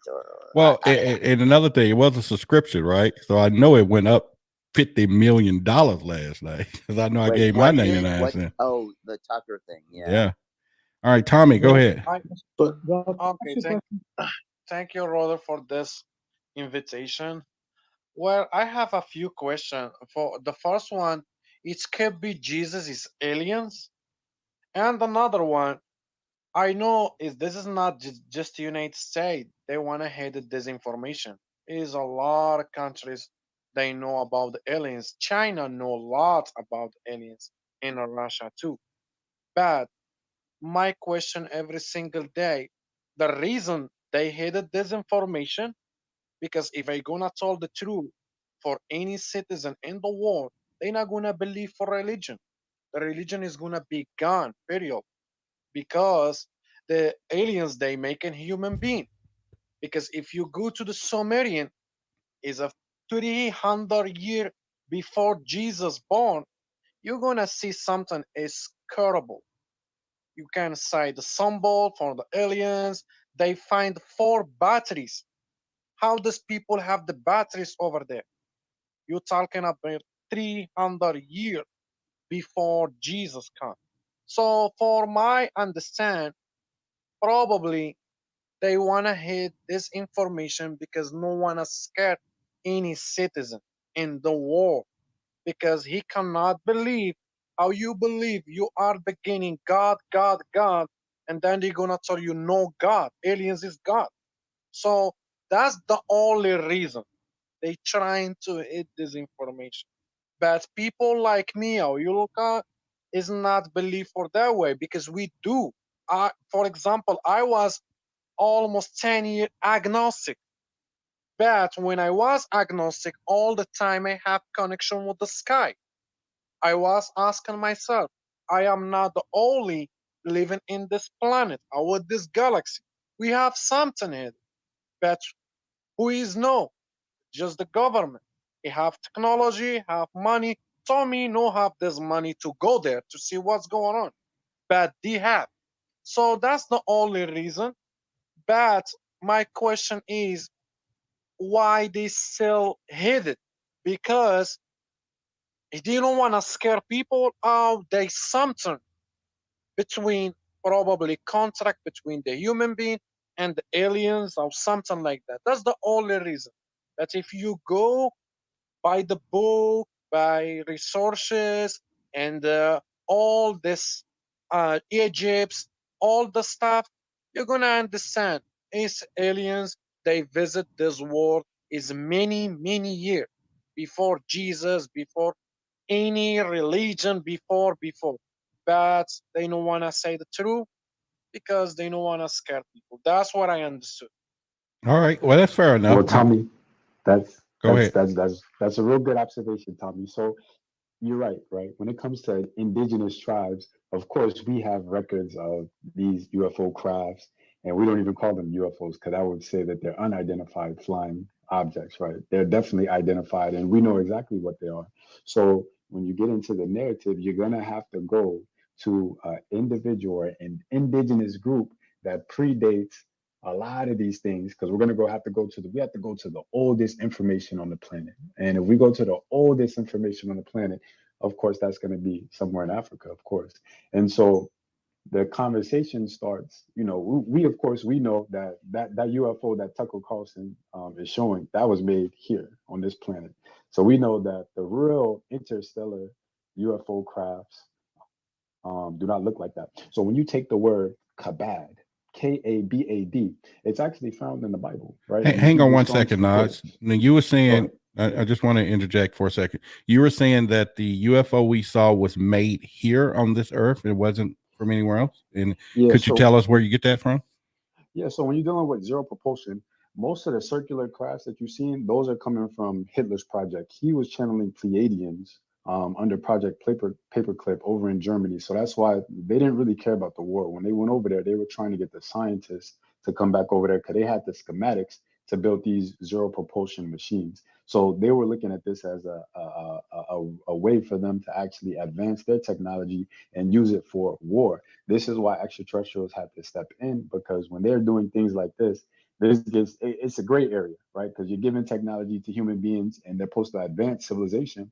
Because when you go to Michio Kaku's books, he's talking about civilizations where, there's no cancer, there's no death, we have no sickness, world hunger. This is the things that they're thinking, they're giving these technology over and people are going to use it for. So that's not the case here. So whenever you deal with aerodynamics, those crafts, they're made here. So the ones that are interstellar are the roll shaped crafts like a Muamua. You have the triangular crafts that were seen over in Afghanistan. So who would Usually have those that are- technology then? Or who, if it's made here, who has that technology that's doing this? From your United observation. States. Yeah, the United States. So you go to Area 51 levels, right? That's where they keep most of the crash wreckage from Roswell. So when they did that, they took the crystal converter. They didn't really know how to use this crystal converter to come forth and cross-reference and what they call reverse engineer these crafts. So I think it was a show on Gaia. I cannot remember the title, but it was one where they went into Antarctica, and I got to get the actual scientist's name. He was given the blueprints on how to build a craft, and he actually saw Egyptian hieroglyphs on it. I think they call it a Hanibu. And so when he was given this information, most times these are actually crafts that are moving through this galaxy. But then when you deal with, let's say we put a book out and you have these crown-shaped crafts, these are the ones that bend space and time. They do what they call warp drive. So they don't even propel. They more so just zero proportion. They'll put the warp drive into action and it'll cause a rip in space time. That's why you see them doing things like CERN over there, where they're trying to get the atom to rip a veil between space and time to travel, but they don't have any knowledge about this. So what you're dealing with the COVID-19 and all these different things is this is an onslaught. Well, we don't bring ushering us into COVID. another We era. definitely not going to attach COVID to it. There's a lot of emotional side to that, and definitely Can I on float it. a theory, Roderick? Yeah, go ahead. Let's talk about why are they hovering around these nuclear bases? Well, in our own base. If in other words, if Nas is correct, then it's our own technology. Why would we be doing that? I don't know, but go ahead, keep going. Right. Well, my point is, when I think about, and I've said this before, Dolores Cannon, she's a world-renowned author. She's passed away, but she's a regression therapist. And when she would regress her patients, she would regress them past, before birth. But one of the spirits that Dolores is speaking to, she was talking about, we have to come back to Earth every so many hundreds of thousands of years. You are our children. We can't let you destroy the Earth because the Earth is a multicultural a breeding ground. So how about this theory? The Earth does not belong to us. You know, we're just the latest generation of humans, and this particular generation at some point will become extinct, and there will be another set of humans put here on this earth. Uh, So we so have what to happened to understand. the last ones then? Well, you know, and the gentleman just talked about Gaia, and I think that Billy Carson floated this concept one time. Some of the Mayans left the Earth with ETs to go to different constellations. You know, they were talking about some of these tribes that just all of a sudden disappeared. Like, where did you go? Where are you? You know, now and also the bombs that we set off, that we test, that we often the atoms, those bombs, and I'm just throwing theories out there. Those bombs can be felt, the vibrations in different dimensions. That's why the ETs come here. They're saying, "What the heck are these Earthlings doing? Our children have toys that they shouldn't have." And I'll sit back and listen. Well, I agree. I think, we all, um, could be sitting on our porch just drinking a pina colada, virgin pina colada for me, and, you look out in the yard and all of a sudden in the corner, you see something blow up over there and you're going, hey, honey, them ants over there, setting a fire to something. Let's go check them out, but at the end of the day, what you do if you got a big old ant nest out there, you go to the Home Depot and you annihilate the whole colony. They're not doing that, They're not doing that because Roger, they seeded the earth. You know, we have to understand that, and I don't want to make this a religious topic, but we're not the only creations of God. You know, God has given us technology, the ability to have technology, the ability for thought. There are other civilizations with the same ability, and they can travel interdimensional. We cannot.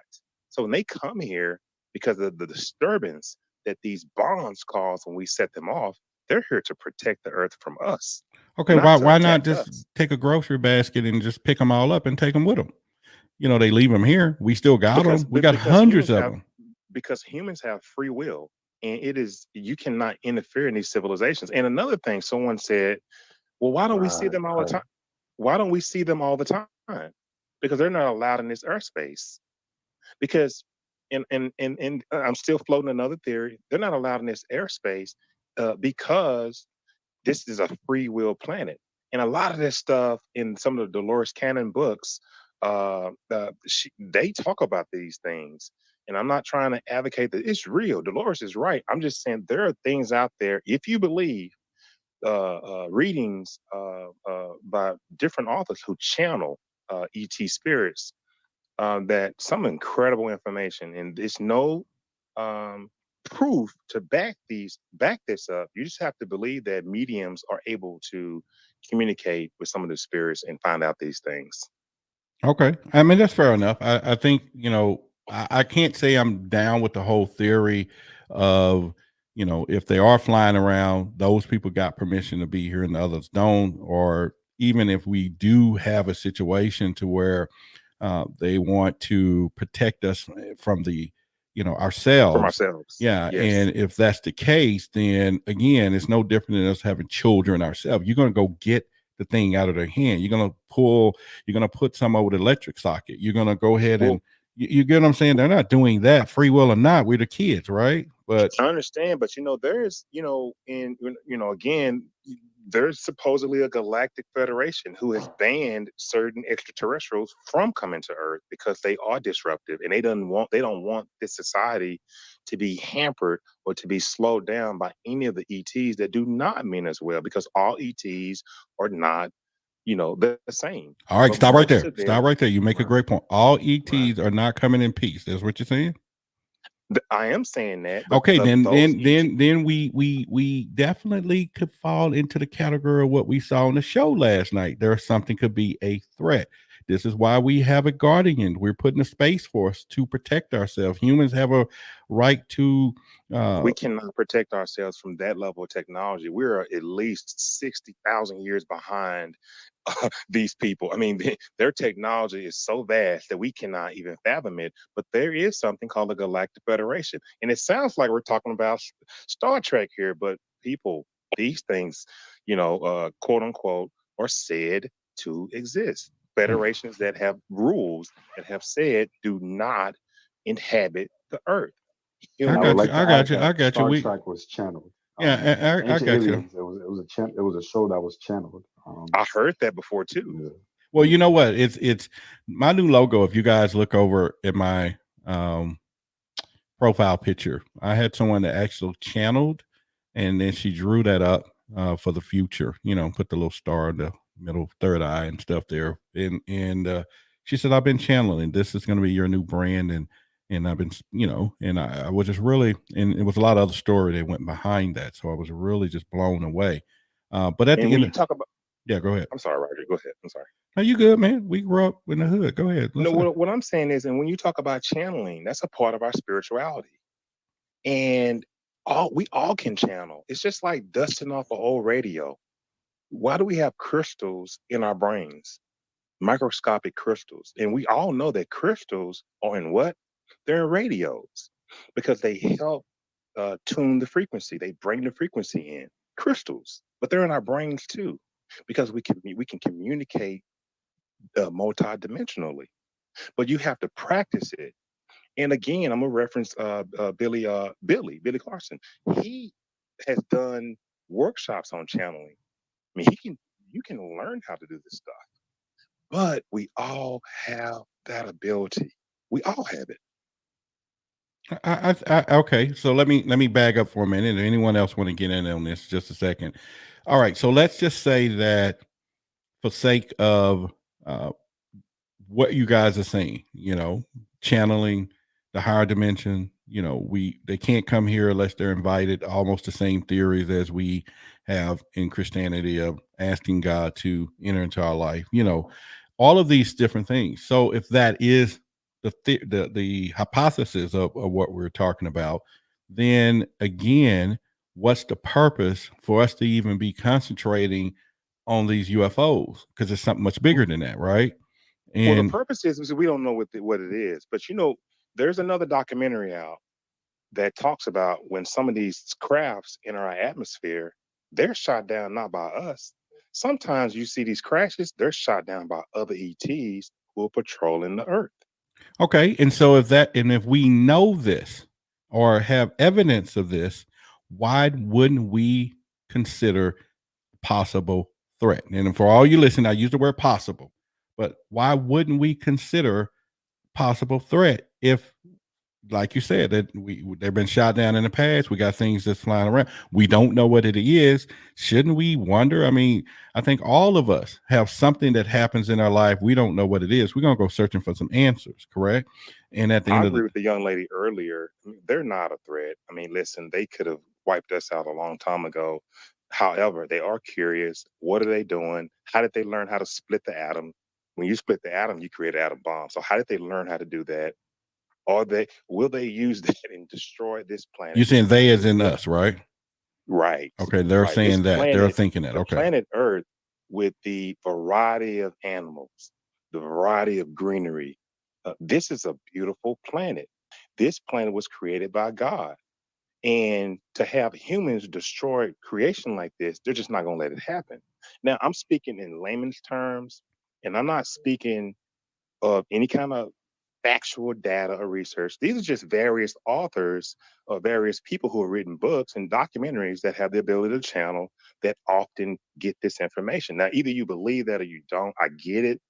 But there are some interesting things out there that can kind of explain, but you have to merge your spirituality in with the UFO phenomena to really understand those two are connected.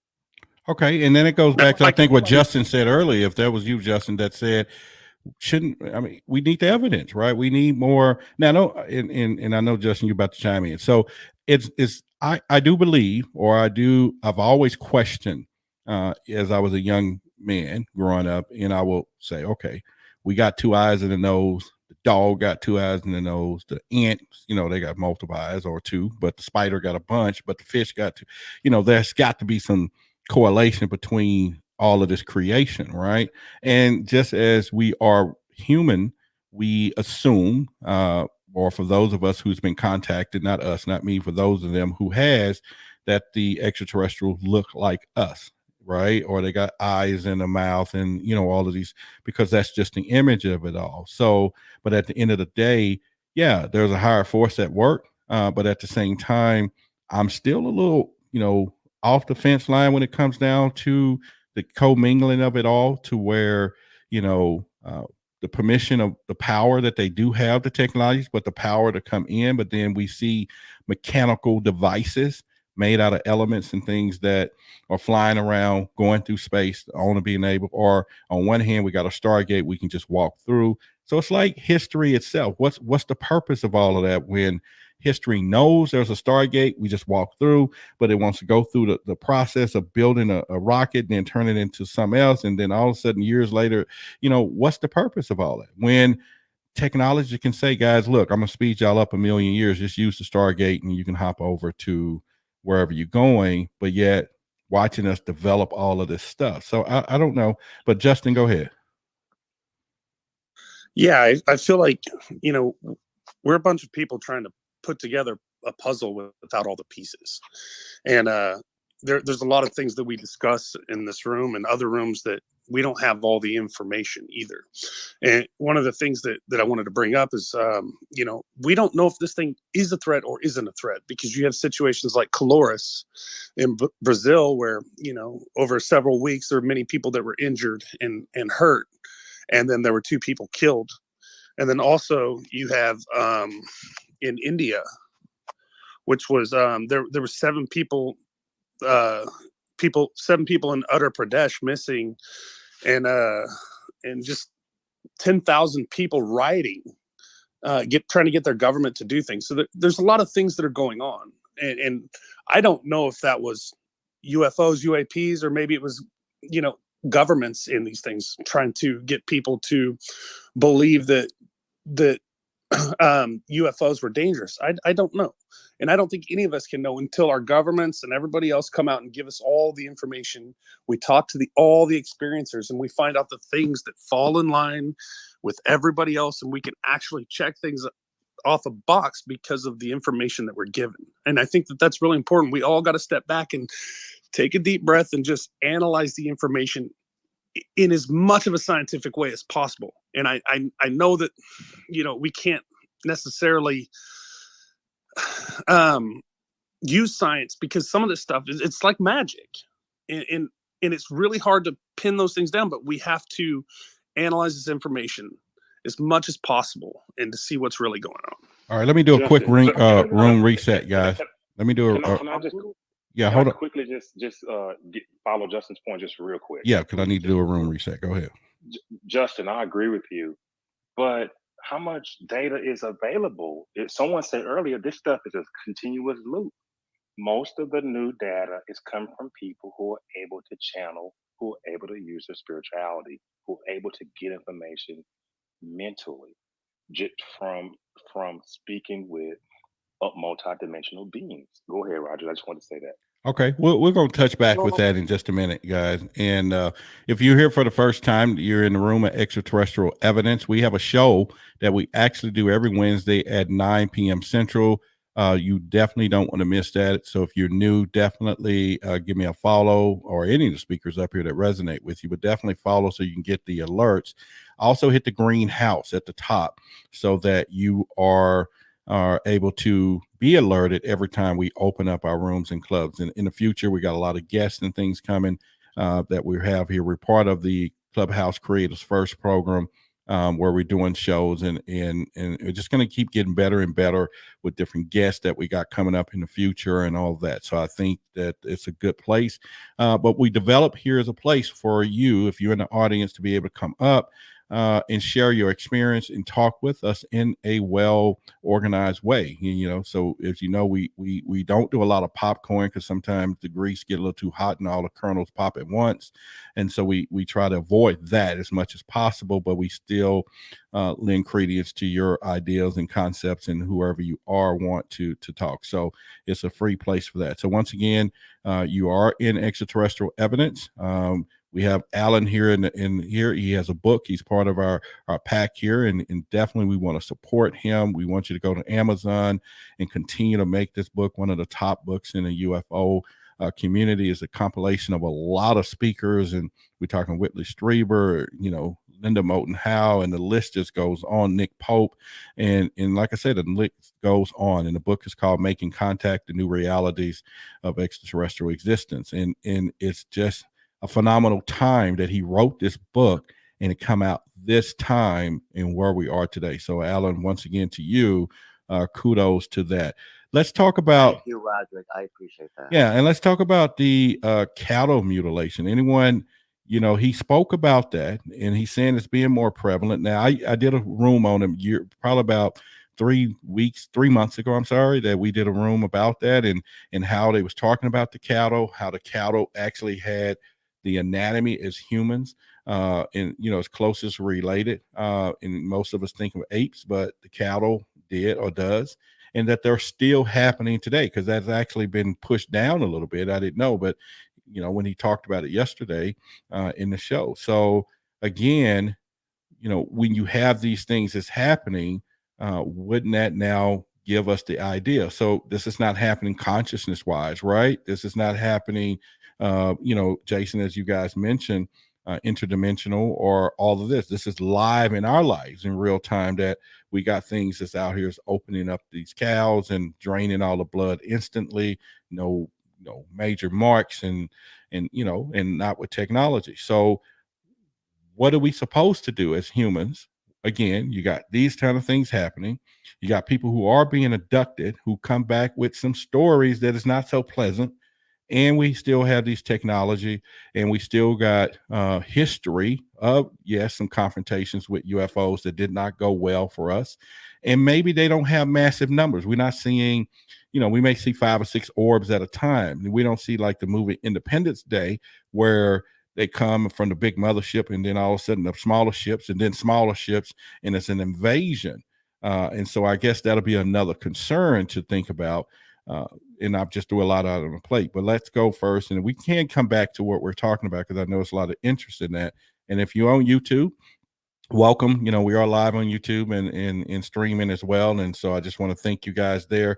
They're having some hell of a conversations here on YouTube in the chat that I'll bring into this conversation in just a moment as well. So let's start with cattle mutilation. Wait a minute. We got a couple of new people there. I think everybody's really have said a few things.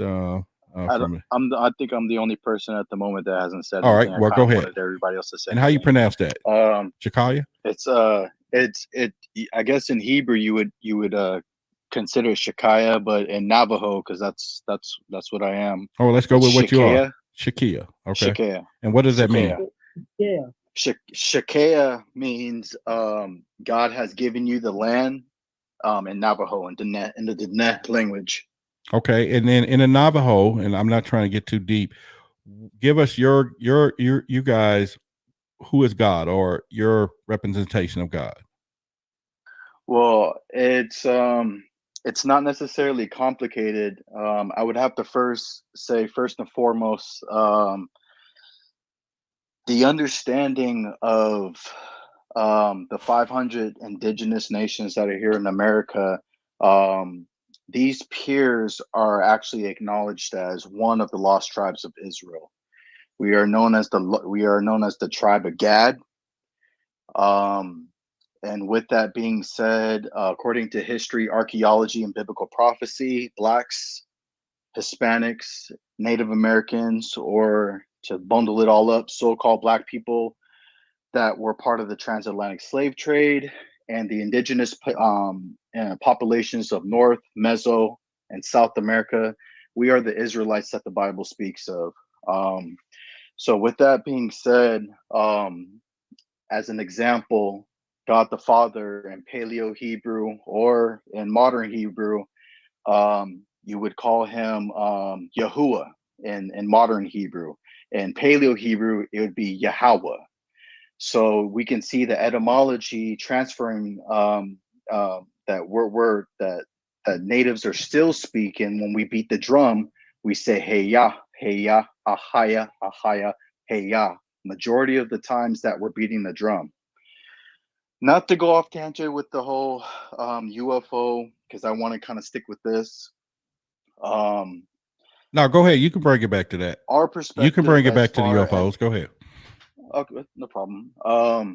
So with that being said, as you can see, the indigenous populations of North Meso, South America, we all have great detailed stories, oral traditions, customs referring back to UFOs, so-called UFOs and so-called aliens.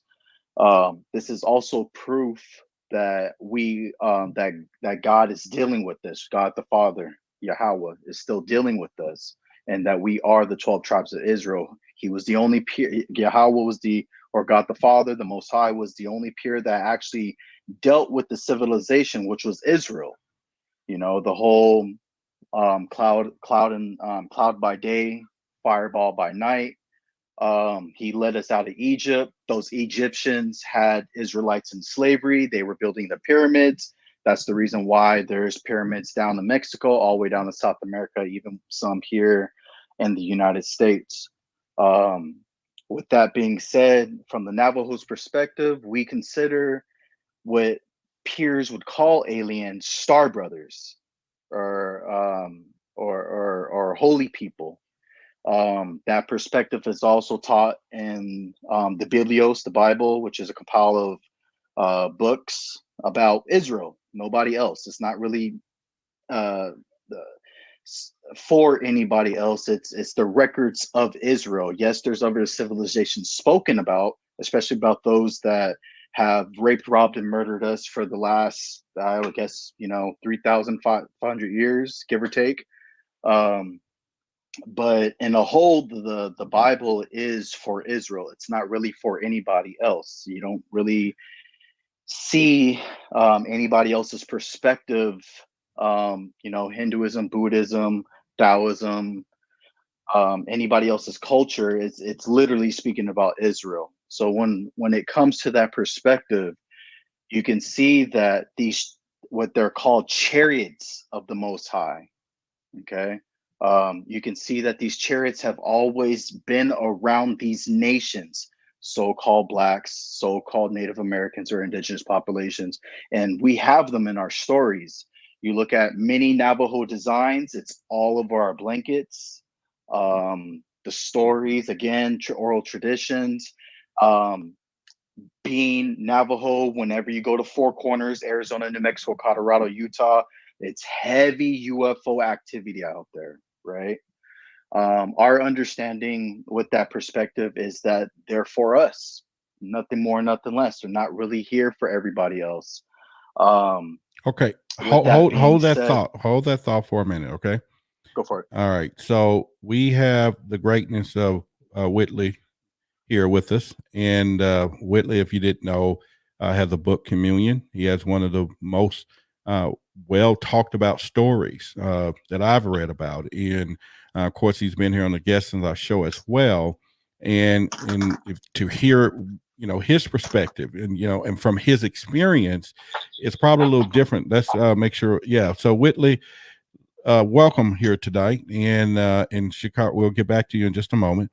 So Whitley, from your experience, share with the audience a whole different perspective, I would assume, than what most people have been talking about with the phenomenon itself. Well, I just got into the room, so I'm not sure. Alan Steinfeld, are you in the room? Yes, I see Alan is.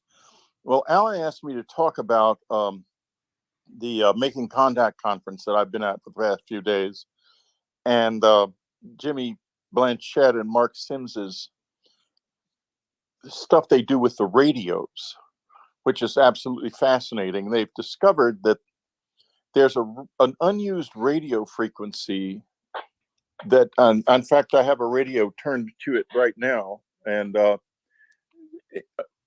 on this unused frequency, there are often signals, and they've actually had situations where they could take the radio, one of the radios, which mine is starting to go off right now, one of the radios, and put it in a Faraday cage, and the signal still gets through because it's not a radio signal. and they are trying to communicate back and forth, and they've got some amazing things that have happened where they communicate with the radios and then get UFOs showing up on video at the same time. It's quite extraordinary. And I got some of the radios a few months ago and discovered to my both here, you can listen to it now, to both my fascination and a little, I guess, delight and happiness in a way, that the radios almost never turn off here. In other words, the signal is almost continuous in this apartment. But when I leave, the radios fall silent. And we're trying to get a really good code breaker to see if there's any kind of a consistent code in the signal, because it's like Morse code, but it's not Morse code. And so that was what I was doing this evening. And as far as the phenomenon is concerned, I live with the phenomenon. The phenomenon is big part of, I mean, it's my life. And I think it's primarily non-physical. I think our dead are very involved. And I think that when it is physical, it's because whoever is there has somehow brought themselves into a physical state. Now, I wouldn't say that's 100% of the case. And the reason is that there has been some recent work done with the idea of wormholes. And I'm not talking about the Alcubierre warp drive and the standard model of physics, because that really is not going to work. But there's another model of physics that postulates that there are numerous dimensions or besides this one. And in that model, there are ways to tunnel not through the universe like would happen in the standard model, but kind of around it, turn corners around it. And if that's the case, then I thought to myself the other day, I was reading a paper about this. My God, when we're looking at those UFO videos that the Navy has released and other UFO videos, maybe we're not looking at something that came from billions of miles or millions of light years away, or hundreds or however far at all, over in a conventional way over weeks or months or even years. Maybe they came through a wormhole from somewhere across the universe a second ago. Maybe they can walk out of their backyard into our bedrooms in a single step. And the reason I say that is, if we're beginning to realize that wormholes, human traversable wormholes, are actually possible, someone 100 years ahead of us is already going to be doing it, or 1,000 years or 1,000,000 years. They'll be doing it. So that's what I'm thinking about now. That's where I am. All right. Okay, well that's fair enough, and I appreciate you, and I know if you guys don't know his story and his books, you definitely want to check them out and get them. And I mean, some wonderful stories, and really, I think it's the foundation of some of the things that we talk about today, and I really just appreciate those books that you've written and everything too. And I think, thanks. yeah. And you go to my website too, unknowncountry.com. That's where I live. All right. Were you getting you gonna write any new stuff coming up, or? Well, I'm starting on something, yeah, but I'm not going to talk about it yet because it's bad luck if you talk about it too early. The juice goes out. Well, let the audience know. A lot of people don't know your story, and I know one of the fascinating part of the story is the implant that you still have from the abduction, right? Yeah, in your ear, the one with the color. Please enlighten our audience with me. Say that it's again. In my on left ear. In your left ear, yes. I got it. It was put in 1989, but not by aliens. It was put in by two people. I saw them. I was wide awake when they came into the house, and they overpowered me somehow. They made me unable to move or see. But and it took me. I was wanting to get it out, and my wife was against that. She thought that I should try to learn to use it,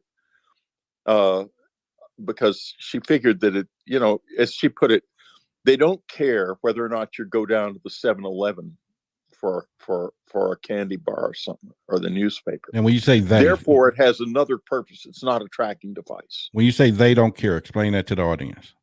I don't know who they are. Oh, okay. Whoever All right. put it in. Whoever put it in there. I got you. It was All a right. man and a woman, and they looked completely human to me. I mean, they came into the house, and what happened was a May night in 1989, and I'd had the communion experience in 85, published the book in 87. So there was a lot, I was very careful at this point. We had a big gate, and I had floodlights that could completely turn on and completely flood the area around the house. I had a Benelli riot gun under the bed, and a little AMG automatic in the desk, in the drawer beside the bed, and a very good alarm system. So I was well prepared. And I heard crunching of the windows were open, and the bedroom, the house was sited so that breezes would come through, and the bedroom opened both onto the front and the back, meaning that it opened over the driveway, which was made of shale. So, and I heard the crunching of gravel in the driveway. It's about 11 o'clock at night. Crunching of gravel, no lights, closed gate, 11 o'clock at night. That adds up to bad news. So I start to go for the Benelli under the bed. And as I turn, I see that there are two people standing in the room, just in the door of the room, which is across from the foot of the bed. And I hear a voice out in the backyard say, "Condition red," a male, normal American accent voice. Then the two people run toward me. I was going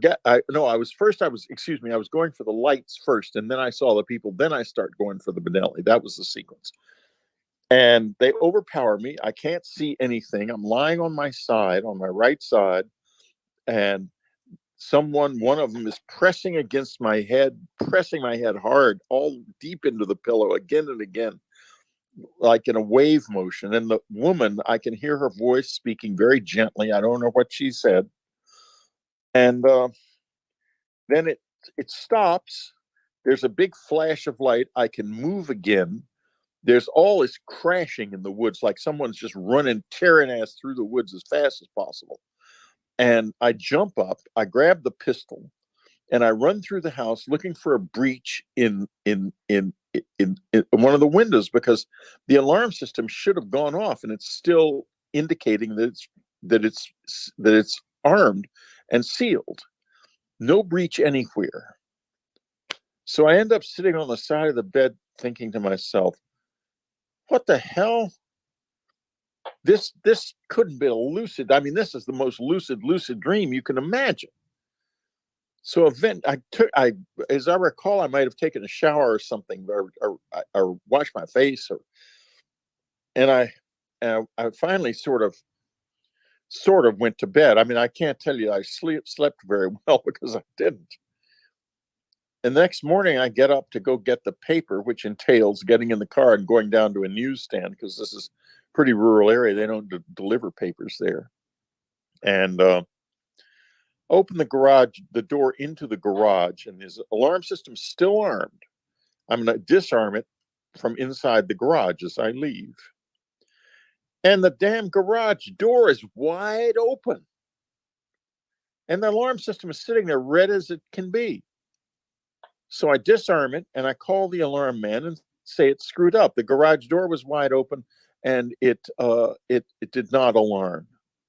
He comes rushing over. He's there an hour later, maybe at most, and he checks the garage door with a Gauss meter, and there's a hugely powerful, free-floating magnetic field that's keeping the switches from tripping. And they're like 3 feet apart because the garage door is wide open. It's just amazing. we did not at that time have anything like a free floating magnetic field. We're just it's just a story in a science. I think it's in one of the science news sites a couple weeks ago that has been developed recently. But damn. So then I feel this thing in my ear, and I can feel it, and Anne can feel it. And a couple days later, it aches. It's not pleasant. But then a couple days later, my ear turns bright red. It gets hot, and I hear this sound in my head. And I think, holy God, I got to get this out of here. She doesn't think so. She thinks I should try to use it. She said it's there for a reason. And as I said earlier, it was true. I mean, they don't care whether or not I go down to 7-Eleven. I would agree with that. So I tried to use it try to think of ways. I do meditations. I do all kinds of stuff. Try to use it for about 2 years, I guess. Nothing. It goes on and off on its own. So I say to her, I'm going to get it taken out. She says, okay, you try once, but don't, if anything unusual. By this time we knew Roger Lear, who was the expert on implants, and he was having a surgical team that took them out of people. So I was really up on this, and I had some of them studied at Southwest Research. By this time we were living in Texas, at Southwest Research in San Antonio, which happened to be founded by a family friend. It's a big research institute. So I had a lot of access there. Within the head of material science, Bill Mallow, was a friend.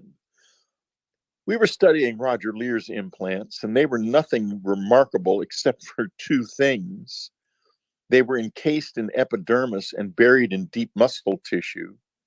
Problem here with that being natural.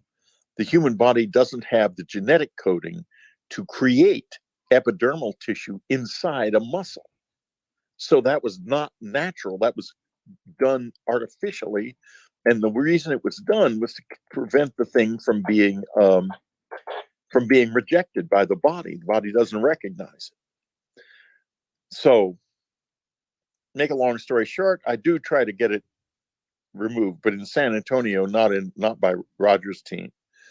The doctor opens my ear up, and the pinna of my ear, which is the top part where the thing is, and says, I see a white disc.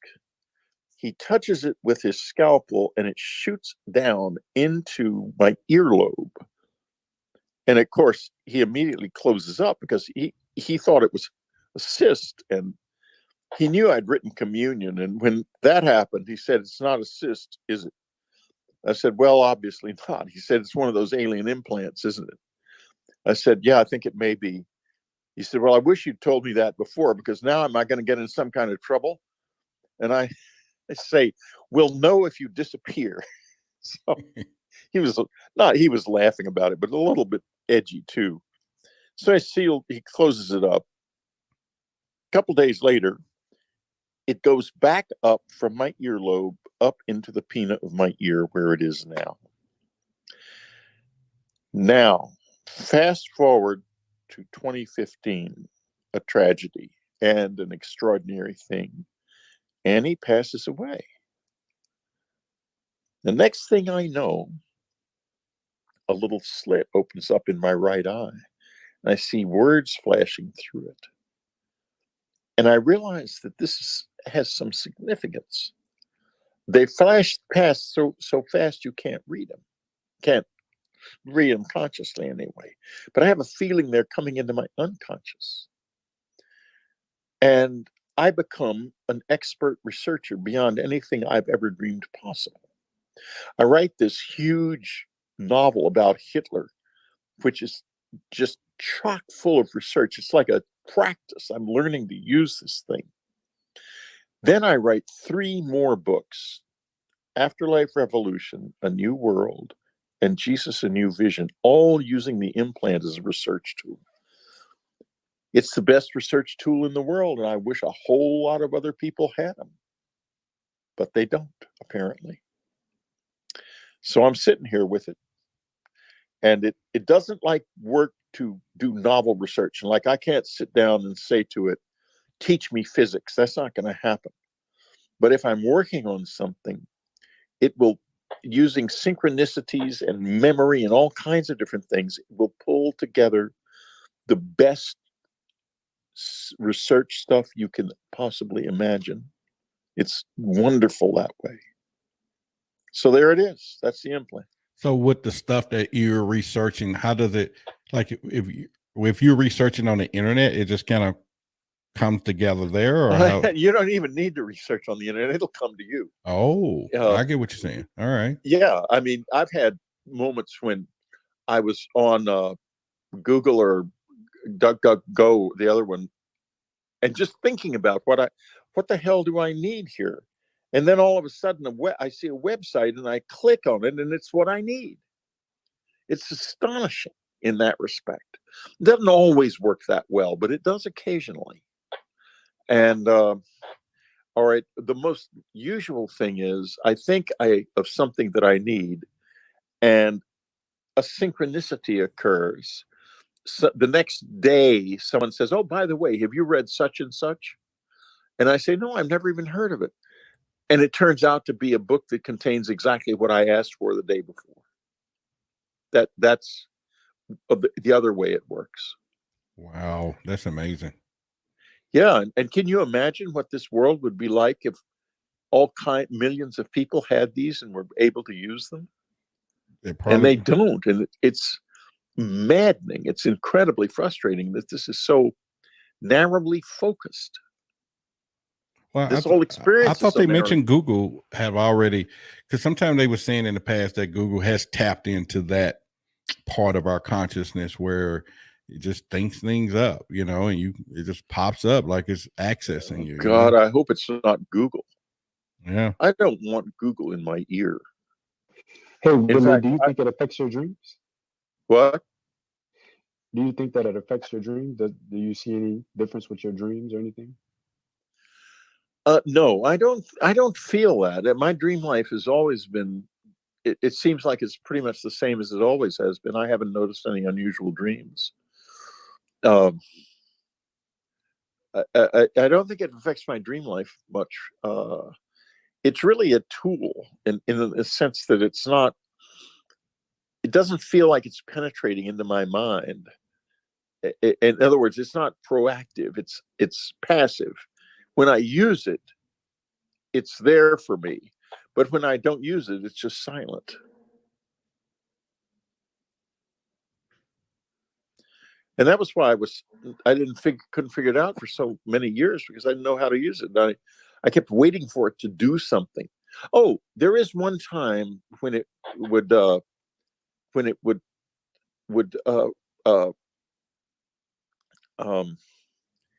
do things kind of on its own. It would turn red. And I was with Bill Mallow in his office once, and we were talking about it. And he was wondering, of course, he was dying to get it so he could analyze it. And my ear turned bright red in his office. And I said, "Bill, it's turned on now." They had a very sophisticated signals acquisition lab on their campus. We rushed to this lab, and they applied their signals acquisition to it. And I wasn't told anything about it because a lot of the stuff on the campus is classified. And 20 years later, I was at an author signing in San Antonio. And two guys walked up to me in the crowd and said, "We just wanted to let you know that signal that we acquired from your implant is still under study, and it's the strangest signal ever acquired in that lab." And they turned around and walked out. I don't know if they were pulling my leg, just a couple of guys who decided to have me on, or if it was real. But there you have it. Man, that's amazing. For those of you, go ahead, Jason. Whitney, when you talked about, the lucid dreaming, and I'm just going to piggyback. I was reading a book called Astral Projection, and they were saying that lucid dreaming was the very next step to an out-of-body experience. And while you're in lucid dreaming stages, you can practice on flying your spirit body, and that once you start to lucid dream, you're that much closer to having that energy body travel Now that's from lucid dreaming. I don't think I do lucid dream. What happened that night was not a lucid dream. It was real. I mean, you don't get an actual thing stuck in your ear from a lucid dream. It happened. The other thing is, Oh no, I'm not down. It happened. I thought you said that you had a lucid dream before. No. I thought to myself that night, if this was a lucid dream, it was the most lucid damn dream I could ever imagine having.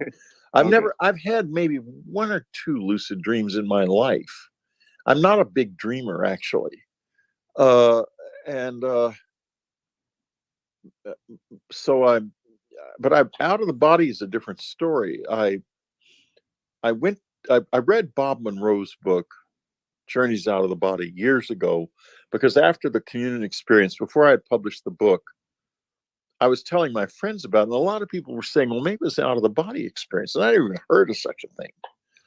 So someone recommended this book, and I read it, and I tried to do the out of body practice that's at the end of that book. And one night it worked, and I got out of my body a clean break. And I went out and what? I did it too. I read that book by Bob Monroe. And you got out? I got out, but I moved my conscience out because I was not able to, he said that, the walls were basically material, but they become non-material once you get out the body.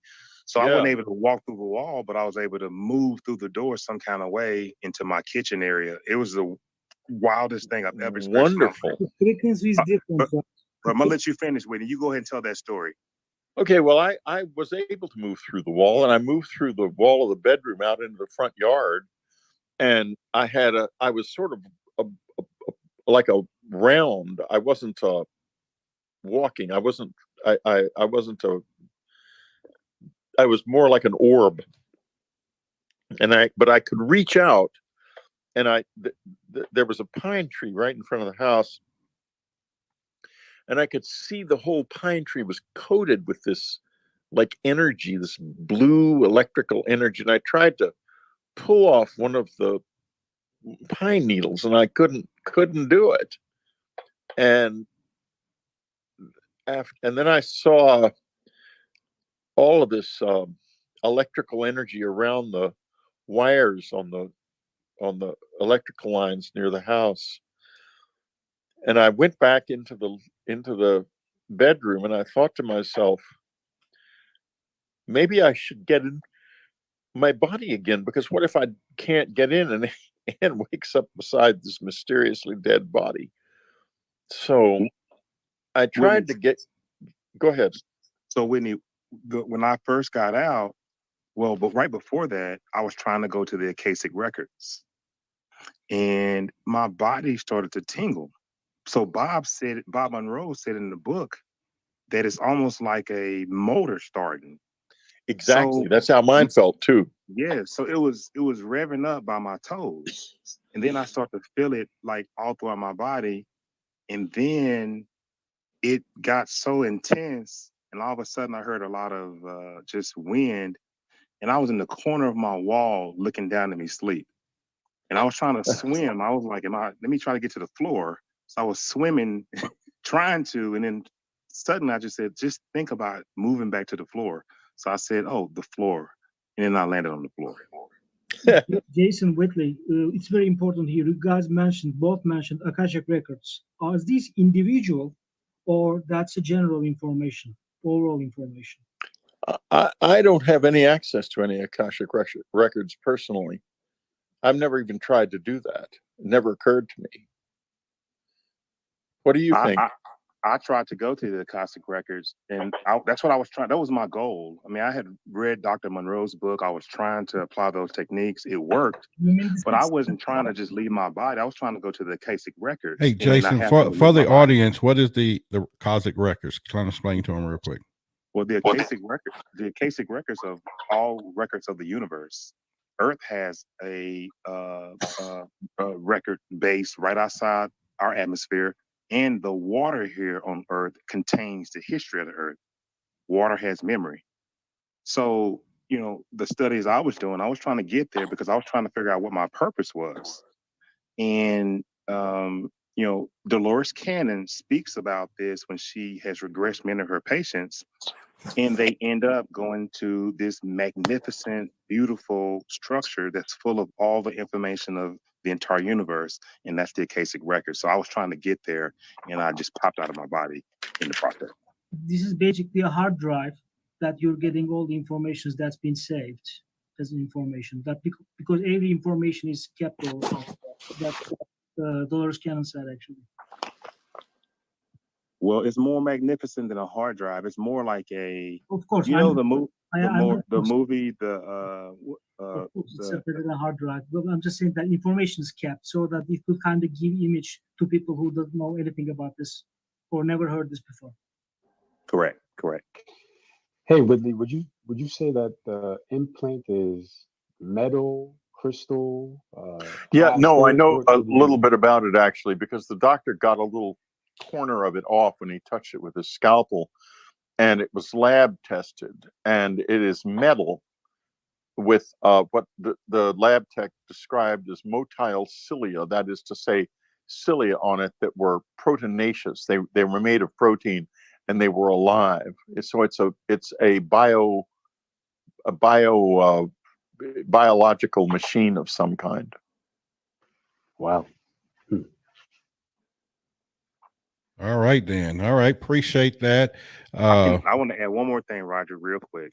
Is it quick or Whitney, like real quick? the way I was able to do it after I read Dr. Monroe's book, then I read Astral Projection, then I realized, you have to go back and learn meditation. Now, that's if you're not able to do it naturally, but you have to learn how to meditate and sleep, but be awake. Yeah, he says, he describes it as body asleep, mind awake, and he's got. They have at the Monroe Institute, which is still very much alive. Oh, They've yeah. got They like have 41 online classes right now. Non-profit. yeah, you can download also you can buy their Bob Monroe tapes, and I found they worked very well, but I can't I only got out of my body that one time cleanly, and then later, whatever this presence is that's so involved in my life, whether it's aliens or not, or a mixture of a lot of different things, has taken me out a number of times, which has been incredible. Because I'm usually taken out so people will see me. Certain people they want to see me will see me. Linda Moulton Howe woke up one night, and there I was hanging in her room behind a plant, and I couldn't get out. I knew I didn't know who it was. I couldn't recognize the woman, but I was in this woman's room, and I thought, what in the hell are you doing here? How did this happen? I knew they'd taken me out of my body, and then all of a sudden I'm in this room, and it was years ago. I didn't know Linda all that well. We knew each other because we were both friends of Art Bell's. But, I didn't want to be in a woman's bedroom in the middle of the night with no explanation. And she talked about it a few times. She saw me, and she was rather pissed off about it, understandably. And I couldn't do anything about it. It just happened. And I guess they were trying to, I don't know what they were doing, but anyway, this happened a few other times like that too. So all right. I wish I could do it myself. I try every once in a while. In fact, I'm being inspired tonight by this conversation. I'll try again tonight and see. Well, then you definitely come back and let us know how it went. If you want to take time off right now, I don't know what it does. Try it, come back. I don't know. No, I'm not gonna. That's not gonna work. That's gonna take me a long time to get into that state. It's not easy. Whitney, have you ever tried remote viewing, which is also one of the remote viewing? Yes. Oh yeah, I've done that a lot actually. I can do that fairly well. That's not so difficult as getting out of your body. Who was it? Lynn Buchanan did a class in San Antonio on remote viewing, and I took the class. Most of the other people in the class were in the drug enforcement, the DEA. In fact, it was funny as hell. But I took the class, and I've done some remote viewing of various things, and The reason I asked is that Monroe Institute is basically doing some brainwave technique for hemispheric synchronization of left and right brain, and that helps remote viewing experience to get better and clearer and give more accurate visions. yeah, you can get their tapes that you can listen to the tapes, and it'll hemisync your brain, and then you can do a lot of this stuff more easily. Apparently, Whitley, I have a question. I know it helps with remote viewing because I've tried it. The HemiSync, you can get the HemiSync on YouTube. That music, if you play it at night, potentially it'll pop out of your body. But the HemiSync music was created by Dr. Barbara Monroe, so it's on That's YouTube right. if you want to listen to it. Whitley, did you do any research with the Navy with these implants you're talking about? I gave some of them to a Navy lab, but I never got them back. I don't know what happened to them. That's not surprising. No.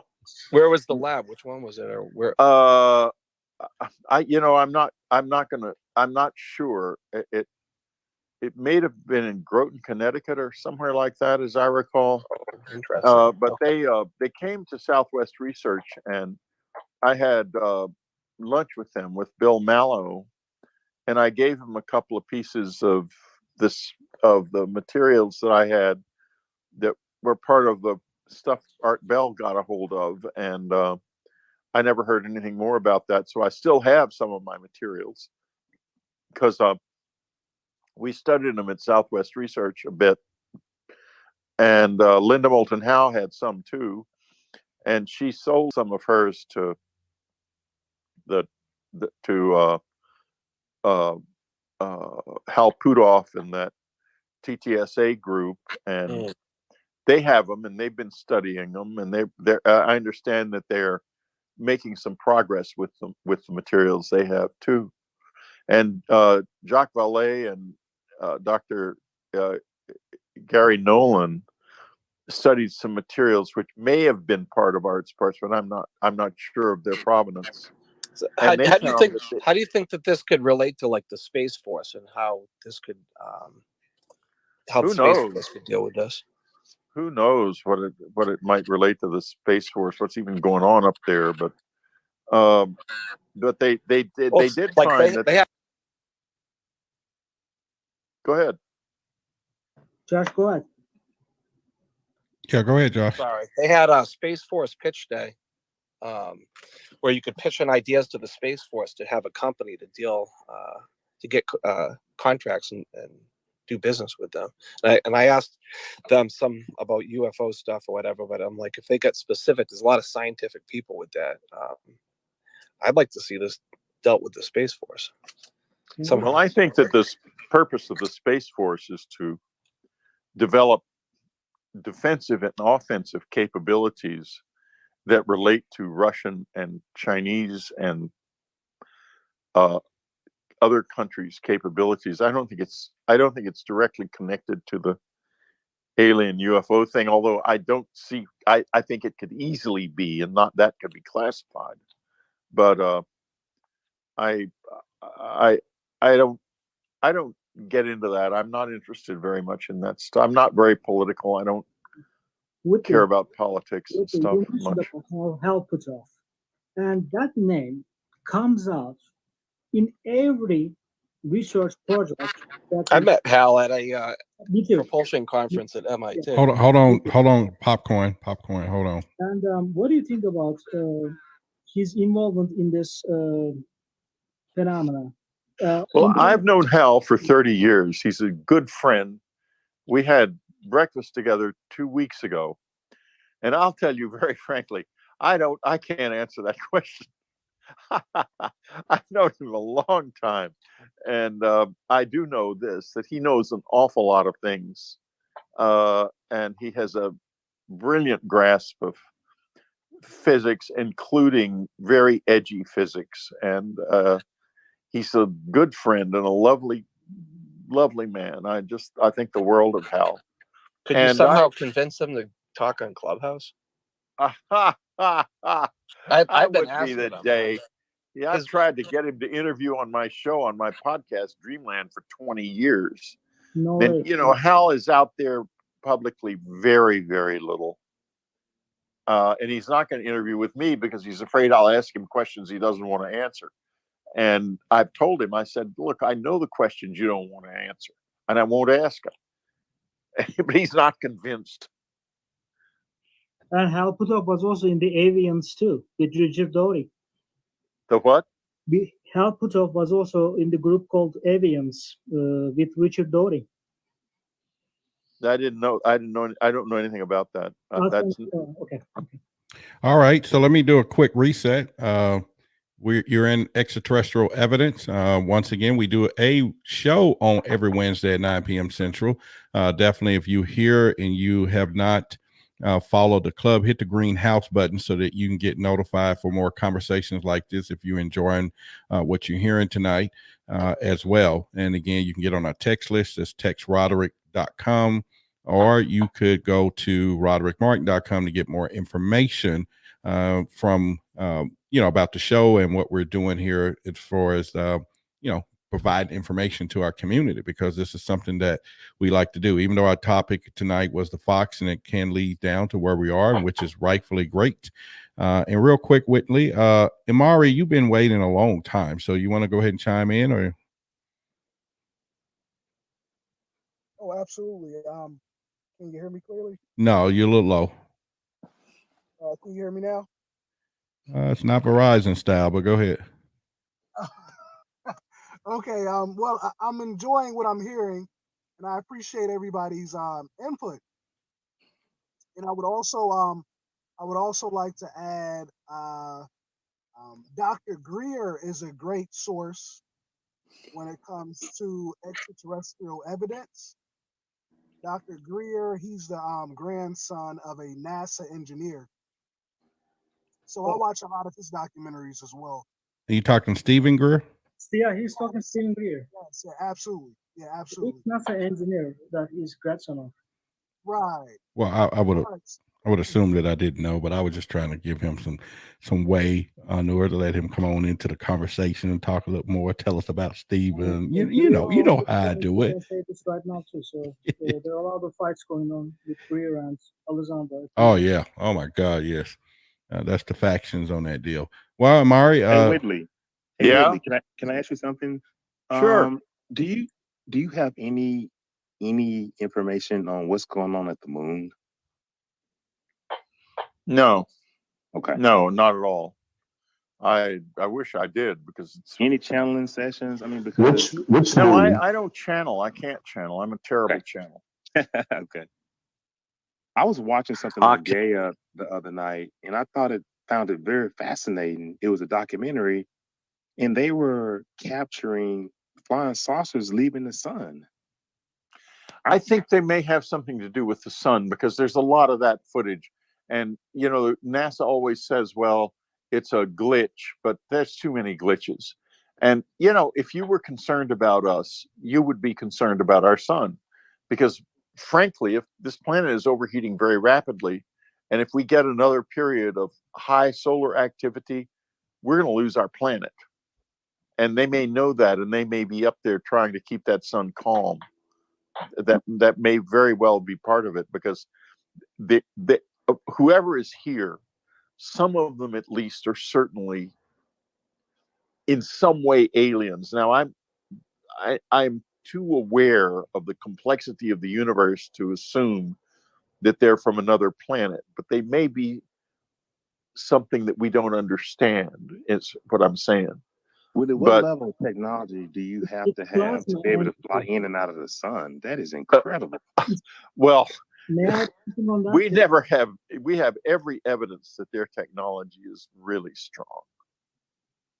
All right. Okay, Honor, go ahead. We'll go back around here. Go ahead, Honor. Okay, there's a plasma energy that's been like speculated a lot that these vehicles are using, and nowadays there are a lot of footage coming out from the active volcano in Mexico called volcano Popocatépetl. That's what they say. Yeah, that's been going on for years. Yes, Those and optics they're are going seen. inside the active volcano, and there are 24-hour live YouTube broadcasts too, both available with regular vision and also infrared vision. And infrared vision is extremely effective because they capture a lot of vehicles that we cannot see without the light spectrum. And Jaime Maussan is leading this, and he's a leading journalist in Mexico. And he did a lot of investigating programs about both vehicles in the sun and also vehicles going inside the active volcano. And they came up with some explanations with the physicians that they might be maybe prone to plasma energy. Incredible. Yeah. Are you using that as a reference that they're recharging their batteries in a sense? That's one of the theories also, yes. Well, boy, if you got technology where you can go inside a volcano to recharge your batteries, that reminds me a little bit about that movie Mars Attacks. Remember that movie? Yeah. Anyone? Yes. Oh, that's so good. Such a funny movie where the aliens, the U.S. shoots hydrogen bombs at them, and they inhale the explosions, and then talk like they have helium in them. They talk in these high voices, and they're laughing about it. And that's the kind of power it would take to be able to go inside a volcano to get energy. Wow. Willie, we have an audience on YouTube, a bunch of people watching us live. One of them have a question for you. Ian told me to ask you about cattle mutilations. Well, they're damn real. And, I think they're terribly creepy, obviously, but then again, we mutilate far more cattle every hour than have ever been mutilated by whoever's mutilating cattle in the pastures. Because we eat cattle, and I have a feeling that somebody here who's come here also needs protein, and they saw what we eat, and they figured, well, we'll eat that too because that won't piss them off. We know we're eating something that they eat. That would be my guess. My best guess about that. Well, I hope they don't start shopping at McDonald's then, right? I kind of have a problem with that because of the fact that when you look at the whole perspective of cow mutilations, they're only really taking tongues, eye sockets, or the eyeballs. They're leaving the eye sockets bland. They're taking blood. So but remember, what they're taking is the most nutritious part of the animal. Yes, that's true. Go ahead. And that's a great that's a great perspective as well. Me personally, I'm using many different avenues. I'm turning my brain on and off. With my perspective with the whole cow mutilation, it's going back to Hebraic sacrificing, when Israelites would use certain animals to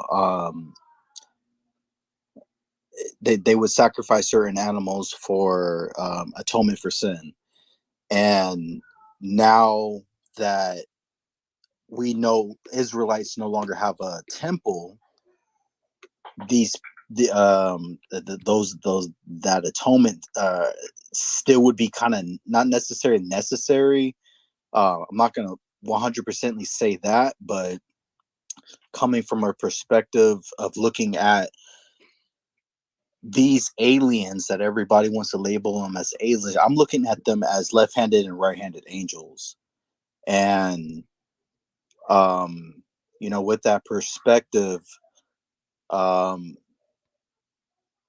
scriptures do say that the Most High does like certain aspects of these animals. He likes the smell of, you know, goats being burned, cows being burned, etc., etc. So when I look at the cow mutilation perspective, and this is just personal opinion, this has nothing to do with biblical. I'm just looking at it from, okay, if these peers, these extraterrestrial peers, doesn't matter if it's left-handed angels, right-handed being more peers that protect Israel, left-handed angels, the ones that dish out the judgment. I'm looking at it from a perspective of where these cow mutilations everywhere around the world. I mean, you don't really see bison being mutilated. You see cows, you see goats, you see sheep. Yeah, have you ever been near a bison? They're pretty impressive creatures. They're a lot bigger than a cow. But I mean, with the whole perspective of them having advanced technology and hypothetically, right? Let's say little green men, draconians, whatever of the Galactic Federation species that you want to bring from. If they're able to come into your household, I'm pretty sure they're able to tame an animal. You know, that would be simple for them. You know. Well, yeah, Shekai, like I was saying before, it kind of goes into the breach of the Galactic Federation, because there are, like the MIB, certain orders that are set up at those to make sure that those breaches can't happen. So when you talk about little green men, or some may know them as Brumardians, or Greys, or Zeta Reticulans in Africa, in the Zulu they call them Chitaulis. They eat through their skin, or they more so intravenously, or they absorb minerals and nutrients through blood, so they'll soak in that. And so a lot of time, this narrative is exactly why I say it really does need some attention to kind of see the agenda behind a lot of this, because if we see that, I think we can also going back to, like, let's say Leviticus and the blood sacrificial of these gods, and let's say Genesis 3:18, when you see these Abrahamic gods coming down, and they're asking Abraham to go prepare them meat for their meal. You see this covenant that's being set up. This all kind of ties into a lot of things that we're dealing with today. So a lot of the abductions, they get into that. That's kind of the premise that I come on, being of a African tribe. Our ancient tradition teaches that we're going to get ushered into a period of this is a form, as we say in our language, mazra, and being this is a form, humanoids are for sure on the menu. And so you're going to see the Leviticus aspect of the Bible come to fruition. You're going to see the Sumerian aspect of these guys coming down to feast on these Lulu or Milu or pre-Adamic race of people. Okay, I got a question for everybody. And the question is, or should I just put it together this way? I'm not going to call it a rabbit hole. I'm going to just call it the web of what we're talking about. Now, we can go down what we're talking about, consciousness. We can go back into the history of religion or spirituality. We can go into what we see today, which is the anomalies of UFOs, UAPs. Then we have, the list just goes on. Now, I guess my question or statement is, do anybody know anything, or is there a piece that all of this just actually comes together as one? Because if you listen to each and every one of you, you all have valid perspectives. Okay. Some of you have done history and research in one area. And of course, Whitley, you have your experiences. And You have all of these things that's happening. And now I'm gonna throw in the pot. We got paranormal, right? Now we got that side of the fence, which we got ghost, and we got all of these things. Is all of this one big bowl, or we just got so many dimensions happening, intertwining with each other that we only could just see what we see? You know what I mean?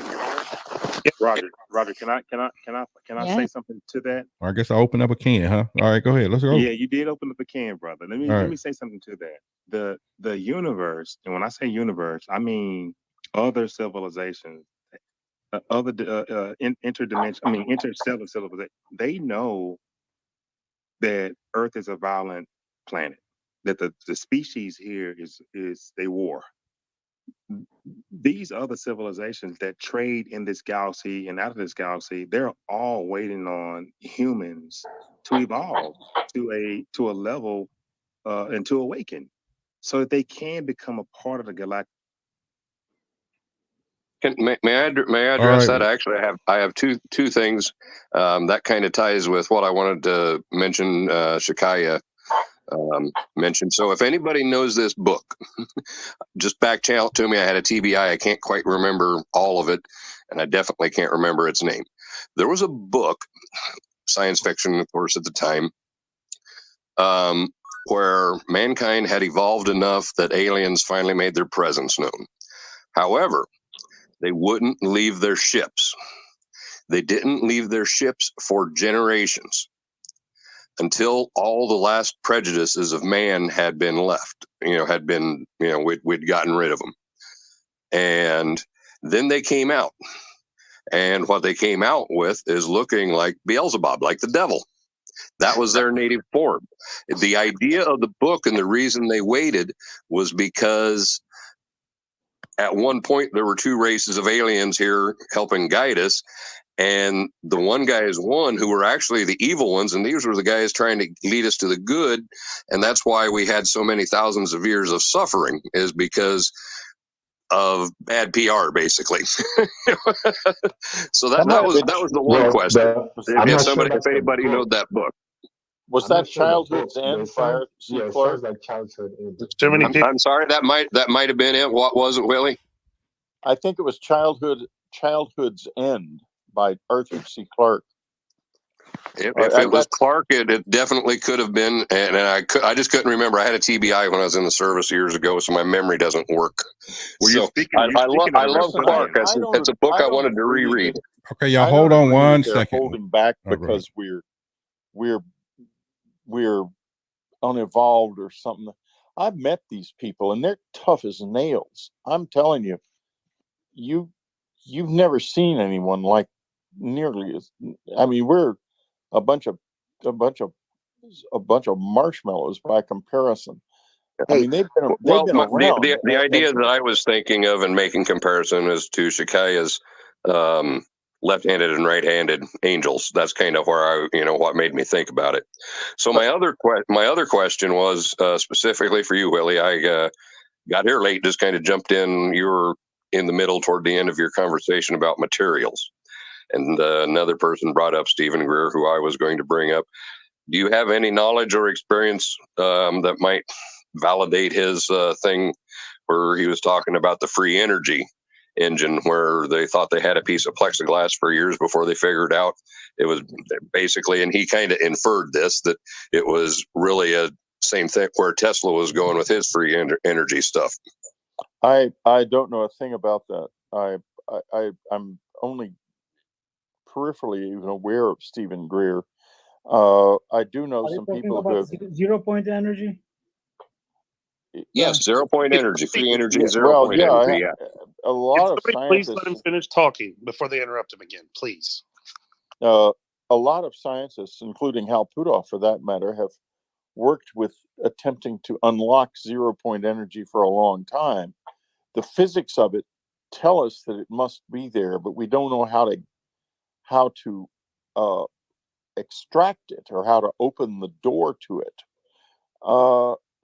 With regard to Dr. Greer specifically, I know he exists and he does CE5 programs. I know some people who have had success in his programs. But beyond that, I know really very little about him, and I don't know anything about his relationship to free energy research. Hey, Okay, Whitley, I was just Okay, curious all right, whether hold on you one had second. anything on that.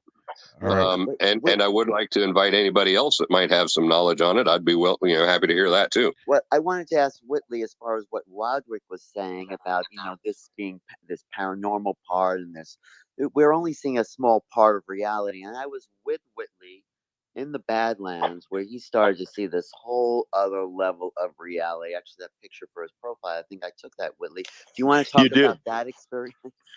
Oh, sure. I was back there just a few weeks ago and had the interesting experience. Well, let me back up a little bit. We were at a conference run by Mia Farrell-Lato called Consciousness and Contact, and it was on the Lakota Sioux Reservation near Rapid City in South Dakota in the summer of 2019. And it's a big res, and we were driving from one thing to another. I was riding along in a car, and Alan was in the car, and I was pretty tired. I leaned back and closed my eyes, and instead of the ceiling of the car, I saw a sky going past, and I thought, what in the hell? And I opened my eyes, and there was no sky. There was a ceiling of the car. Closed my eyes, and there was a sky. And so with my eyes closed, I looked around and I saw a whole nother world all around us. It was the damnedest thing. I'm telling you, it was extraordinary. So I started narrating it as we went along, of course. And we were on a road, a pretty, the Bureau of Indian Affairs has given them a very nice road in the middle of the reservation. We were on that graded road, but when my eyes were closed, it wasn't a graded road at all. It was a like almost a carriage track that hugged the contour of the land. So when the car went off, the graded road went straight, and the little road that I was seeing with my eyes closed went down over the contour of the land. It felt, when my eyes were closed, like the car had taken flight.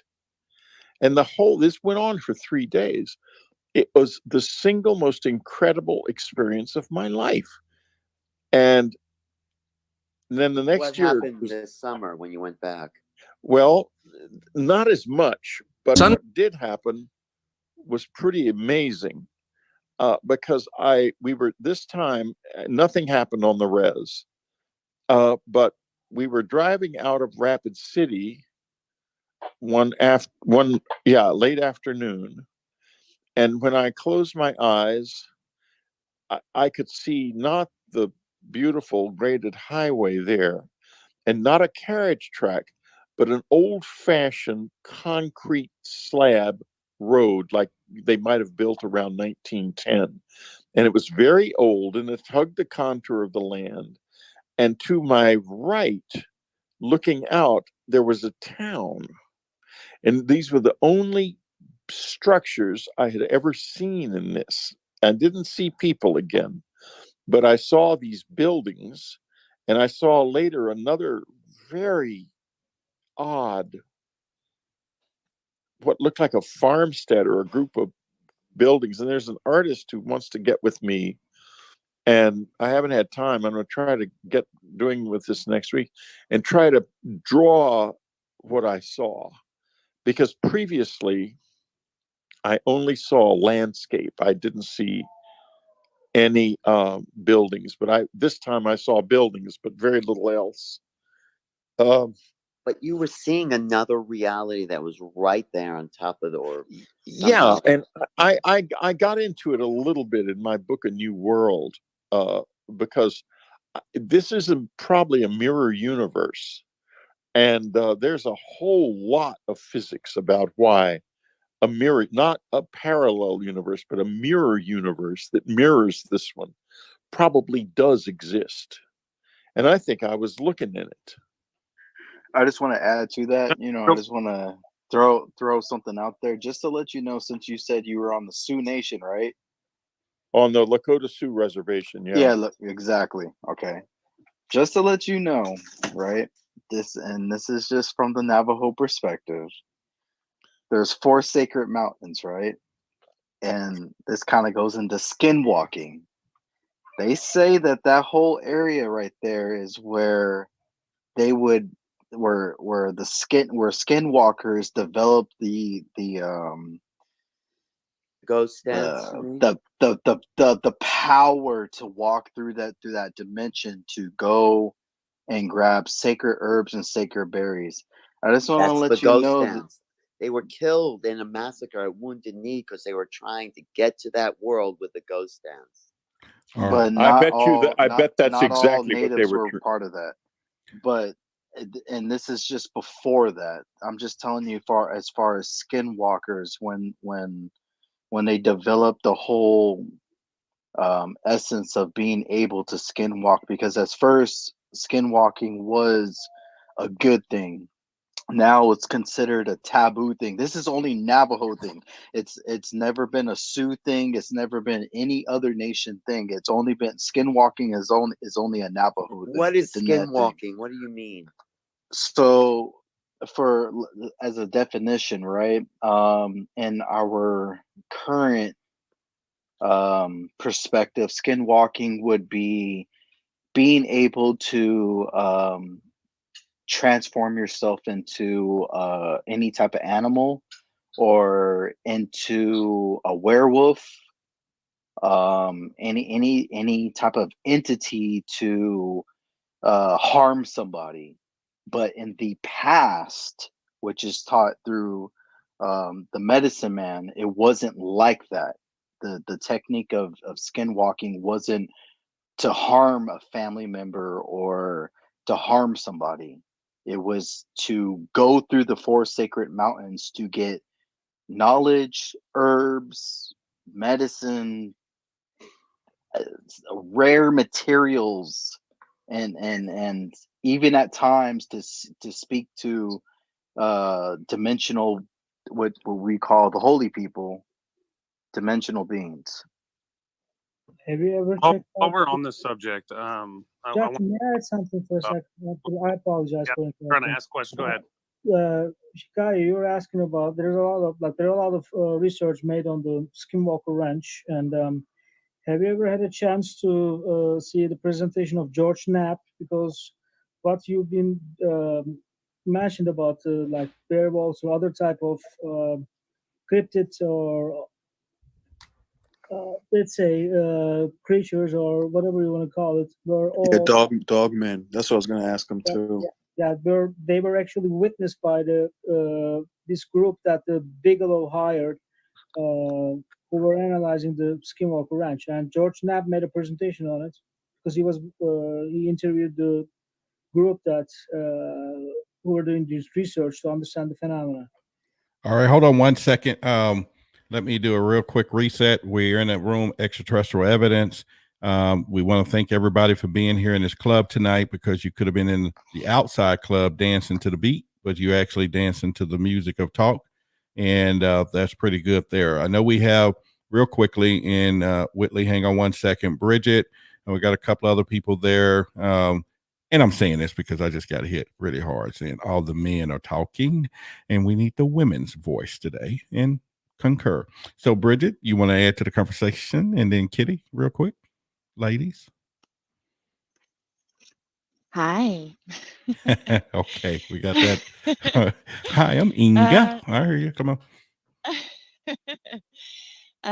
Yeah, so I was thinking about the layers of multidimensionality, and per my understanding from what I've received and the remembrances that I've had, it's all existing in the same space, right? So, often, people that communicate with people that are out of the body, right, that have left the body, there is a veil that we perceive, right? But it is still happening in our same space, which is where we get a lot of residuals and different things like that, at least in my understanding.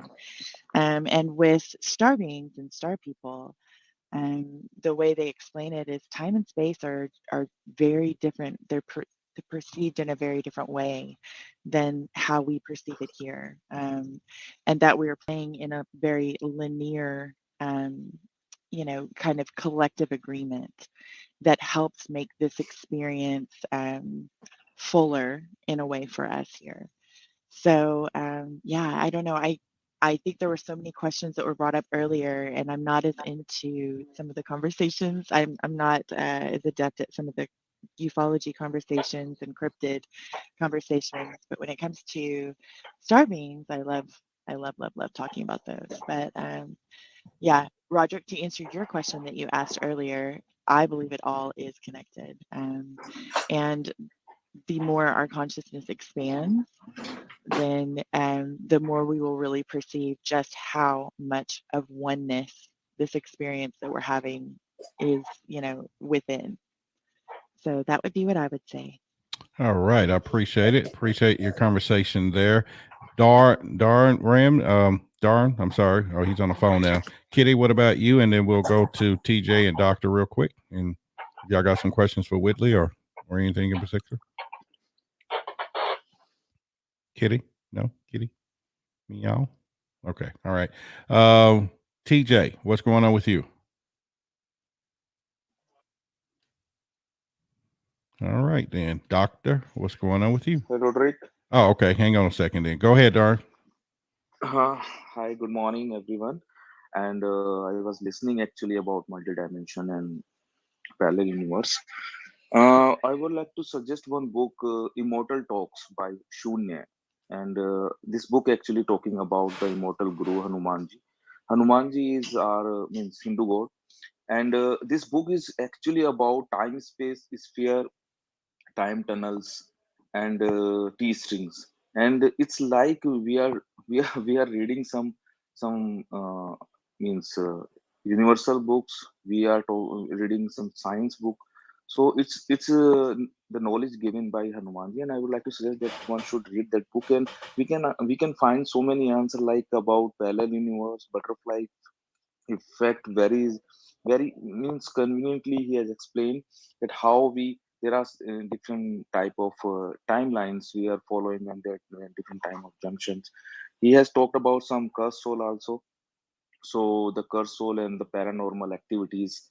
And there are actually every dot is like connecting with means aliens and everything. So that's what I wanted to say. I was reading that book, and it's fantastic. If anyone can read, yeah, definitely, it's very nice book. Thank you so much, Todd. All right. Appreciate it. All right. Appreciate it. A little your conversation and adding. Doctor, go ahead. Hi, I'm a neuroscientist. And I wanted to kind of add to what Bridget was saying that when we hook up electrodes to the human brain, and people are, I believe Jason was talking a little bit about this, when they're channeling, we expected to see the brain light up all over. And what we had was the exact opposite.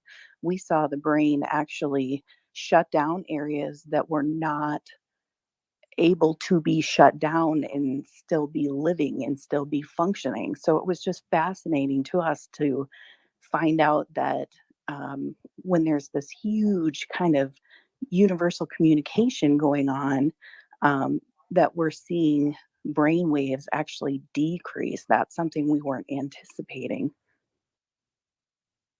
All right. Anyone want to comment on that with her or? Roderick, I'd just like to, if I may, touch the topic of paranormal and extraterrestrial, and also what Whitley said earlier about implants, if I may. Go for it. Okay, so extraterrestrials and UFOs is a huge interest of mine, and it just so happens that the paranormal is another topic that I have a big interest in. And for the last 5 years, I have been going on ghost hunts with an actual paranormal investigative team to conduct experiments through the use of methods and technology to interact with the paranormal. Now, I don't want to go too far into it, but I can just say that we have definitely had some unexplained experiences and results. The way we define ghosts and spirits, the difference between them is that a ghost is a spiritual entity that is trapped between the physical world and spiritual world. They may have had an unsuspected death. They might not even know that they're dead, or they feel that they have unfinished business, while a spirit has crossed over into the spiritual world and will often, on their own accord, come back to the places that they were haunting. But they can always go back into the spiritual world. Now, that's the paranormal side that I've got a lot of experience in. The extraterrestrial link, so far we've had no, through my own research and experience, there is no evidence to suggest that the paranormal side and the extraterrestrial side do have a connection.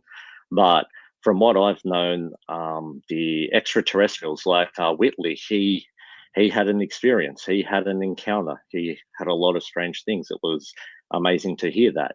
And he did mention implants.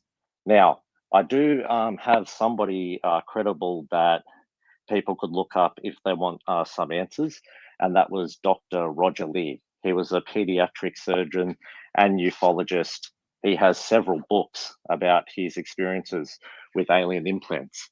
And I watched countless documentaries, and I didn't come prepared with them. I can't remember them all, but I do know if you guys go on YouTube and type in Roger Lee removing implants, you will see some of his videos where he's actually removing these alien implants from people's Whitley bodies. worked with Roger there, and I think Whitley, there was an attempt to take out your implant with Roger. Was that true?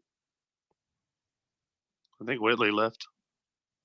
I think there was an attempt by Roger. They worked together. They knew each other pretty well. And I think Wow. Okay, that's awesome. and that implant moved around, so it couldn't be taken out. Whitley is And I've back now, seen this Alan. You can implant ask on the him. side of his head, which is very strange. It was a little Whitley is back, strange to Alan. If just you want to ask him that question.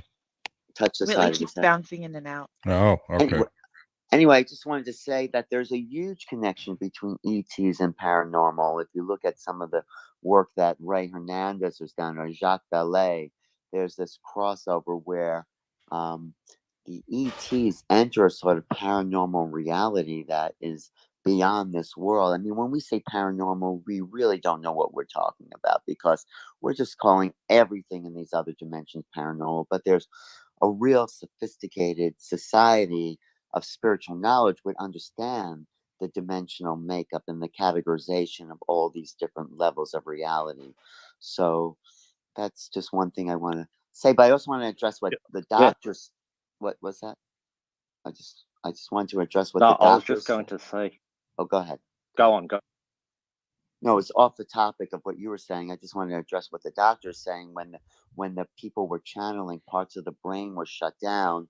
It goes back to what Eben Alexander, the neurosurgeon who was in a coma, said, and basically brain dead, had incredible experiences of these other dimensions that he could not have been aware of with an active brain. I mean, basically, you can't explain how you can have this phenomenal awareness without any brain activity. But he came back out of this coma finally, and he says, the brain is there to shut out the big world that's out there.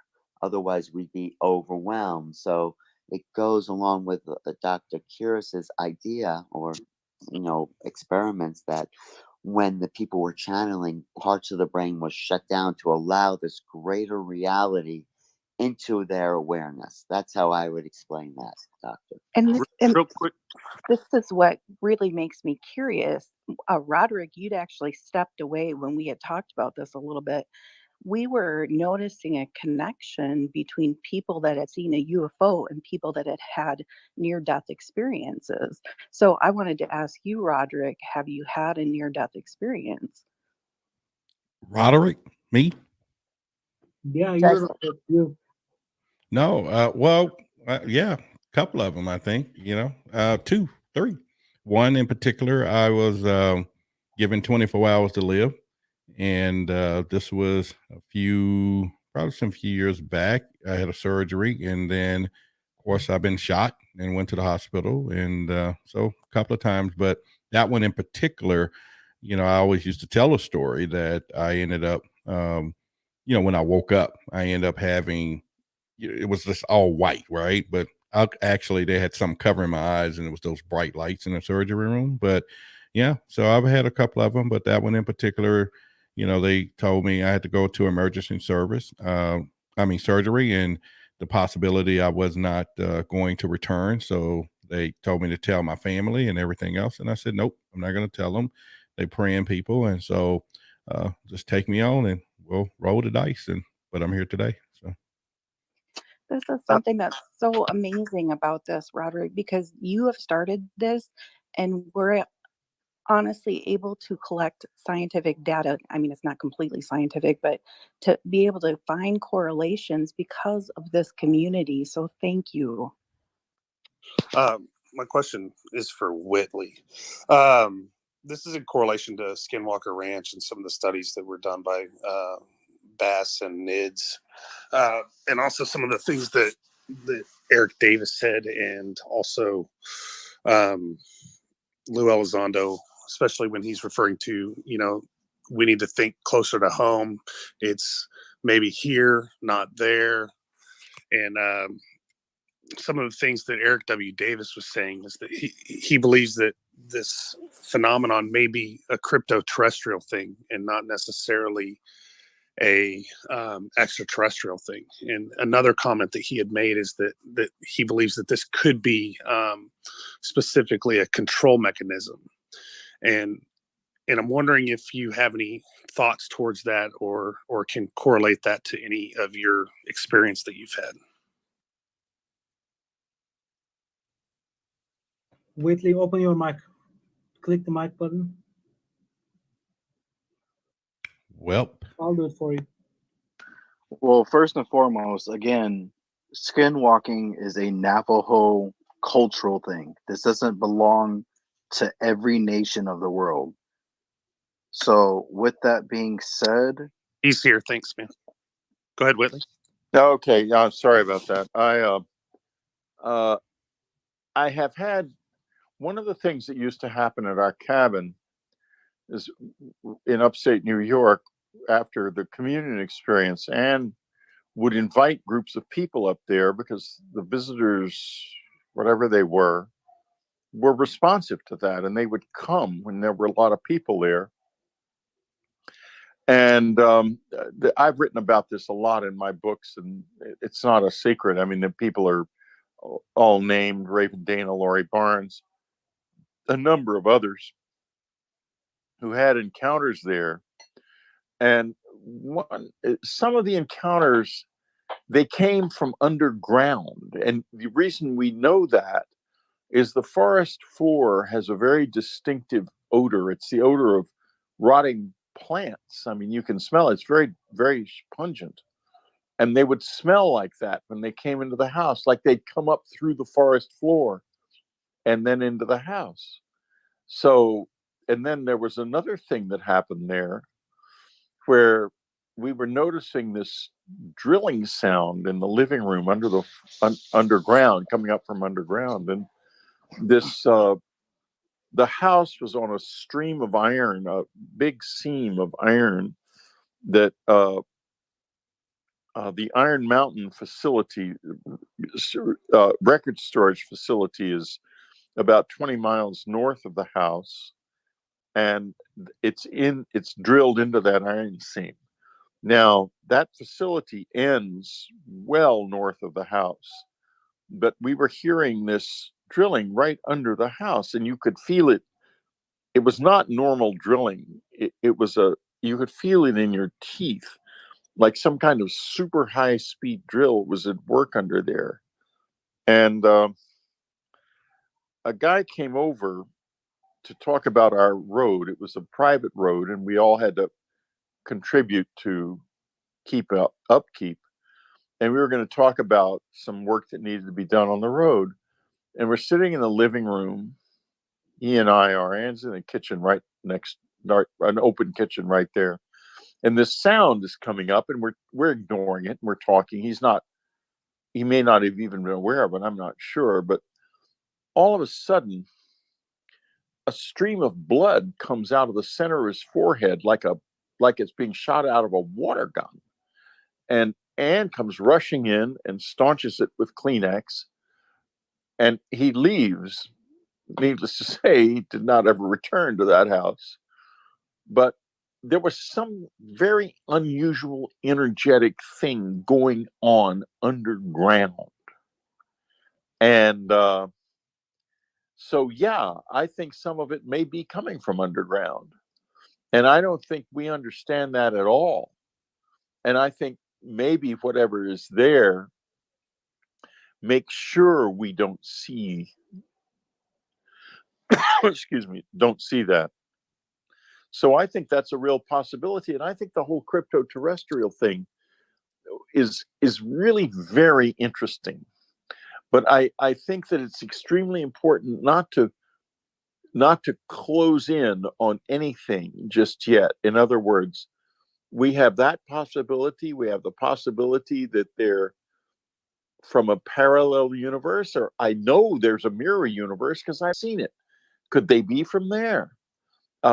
Time might have something to do with this presence. There's just all kinds of things. And the straightforward ET from another planet could very well be involved.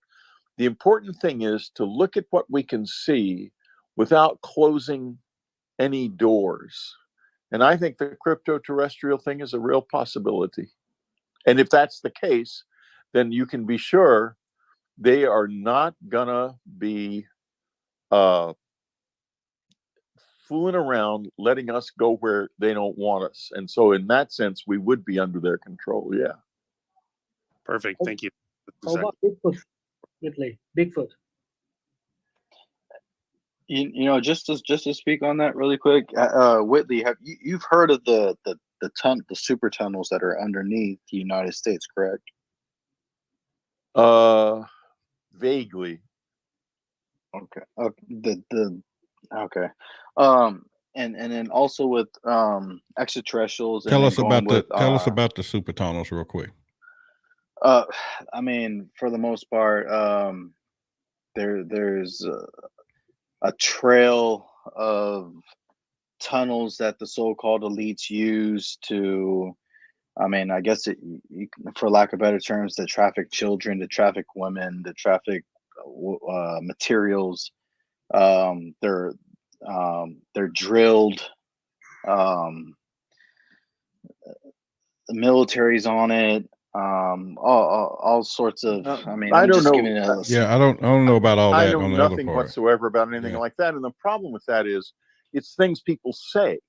Yeah. I mean, I'm telling you about experiences I've actually physically had in my life and that other people with names have had, and not something somebody says. I mean, I don't know whether that's true or not. I have no idea. And there's no proof anywhere except something on some website. So no, I don't know anything about it at all.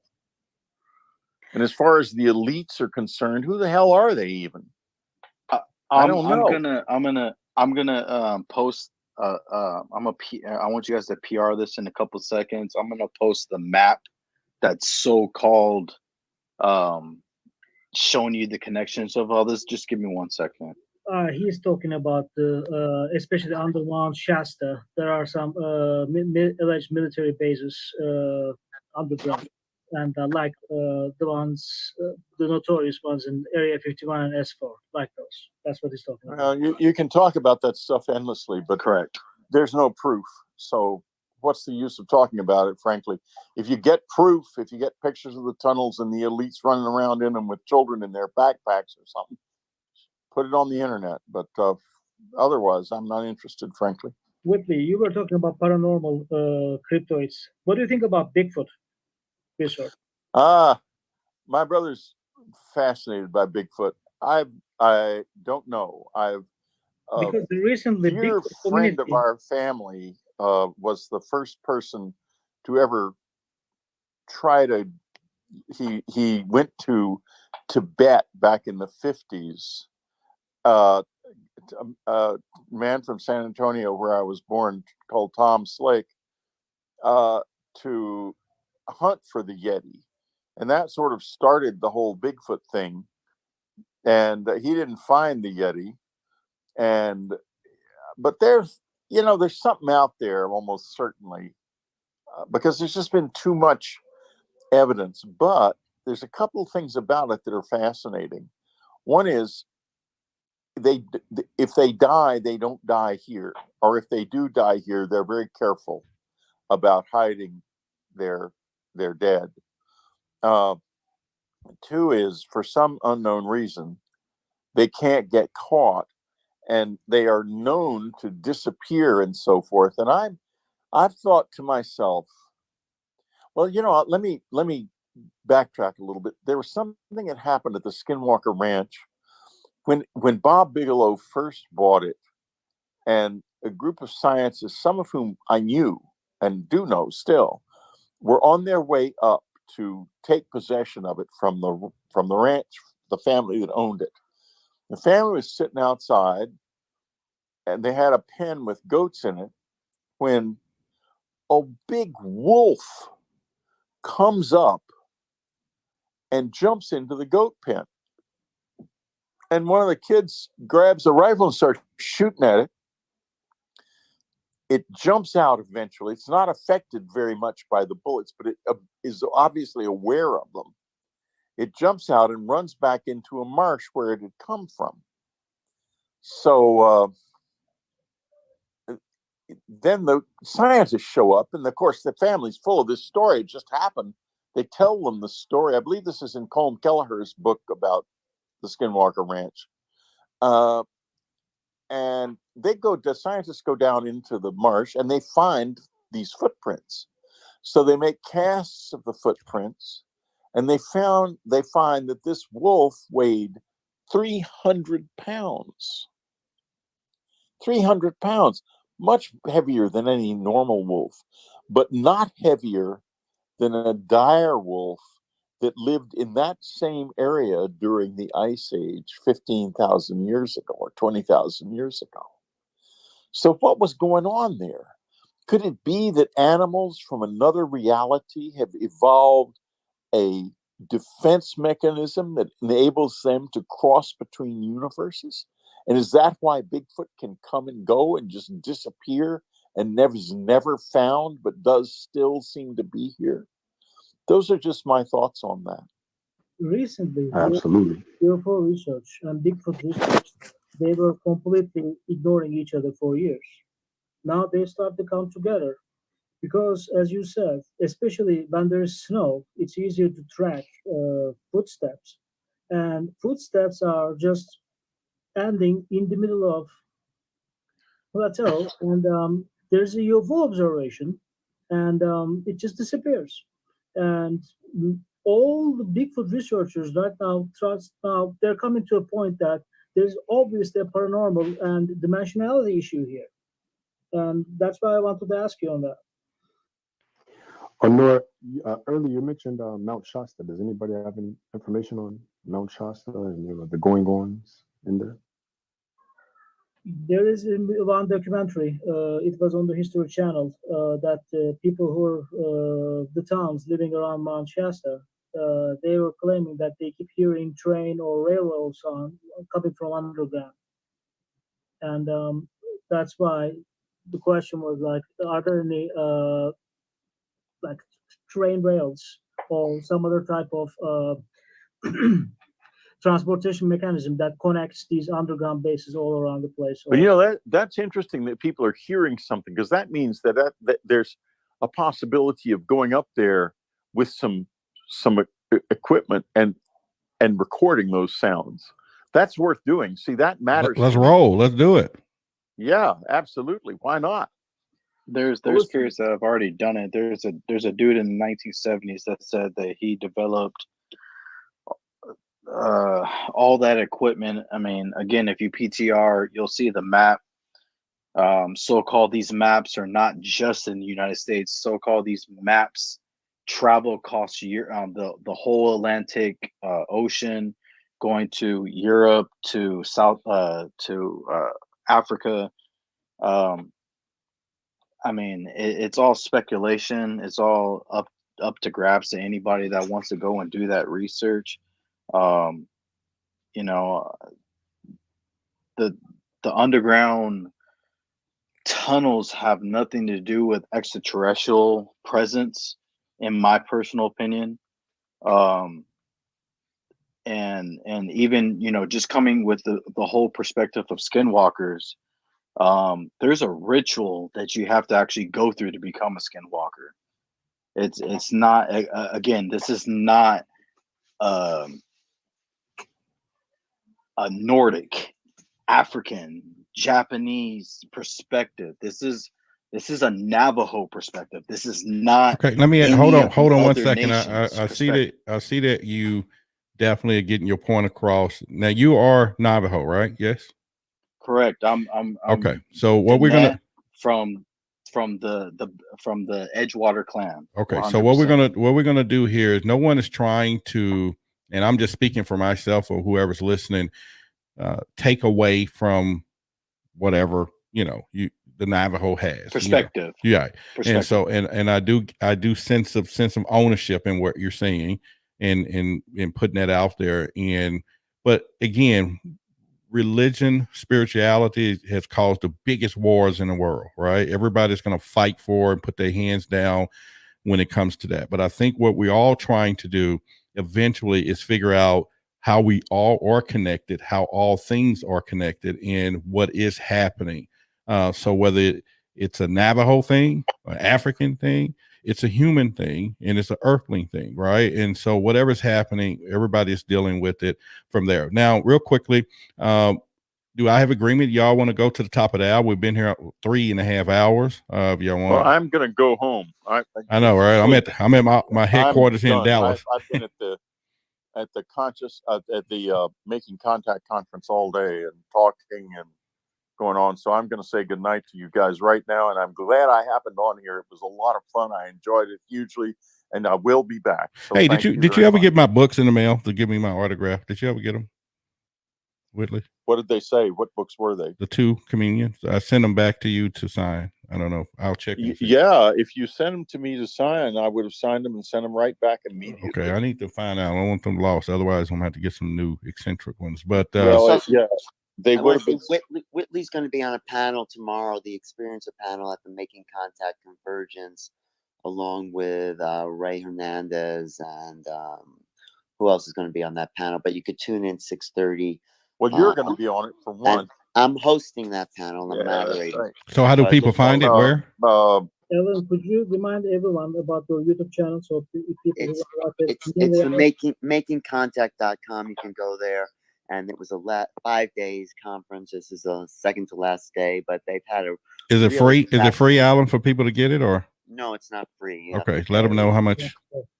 I think it was $249, but if you give them the code Alan ALAN save 100, you save $100 on that. So it's only $149.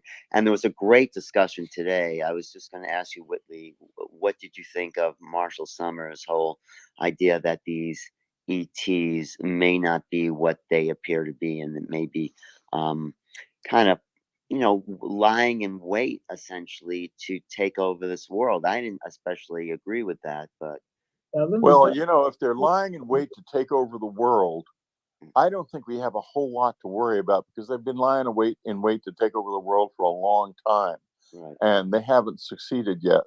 So I don't really buy into that.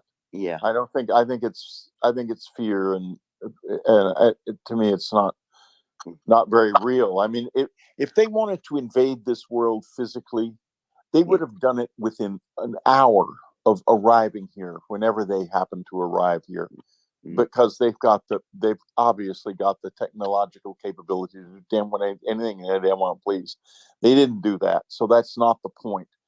If they invaded us on some other level, that's another story. That I don't know.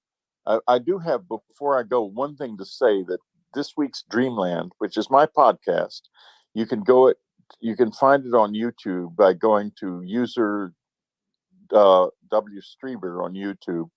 It's an interview almost with my wife, who I come into occasional contact with. She's on the other side, and I came into contact with her on August the 11th, the 6th anniversary of her passing. and it was very real to me. And I have, it's all in the Streamland, and listen to it or watch it if you want to. It's a beautiful show about an extraordinary person who's still here and has a lot to offer in terms of teaching. So do that, and I'll be back here. I love you guys, and I'll see you tomorrow, Whitley, and See you we're going tomorrow. to talk about that point between spirituality and experience and ET experience. So that's the part. Yeah.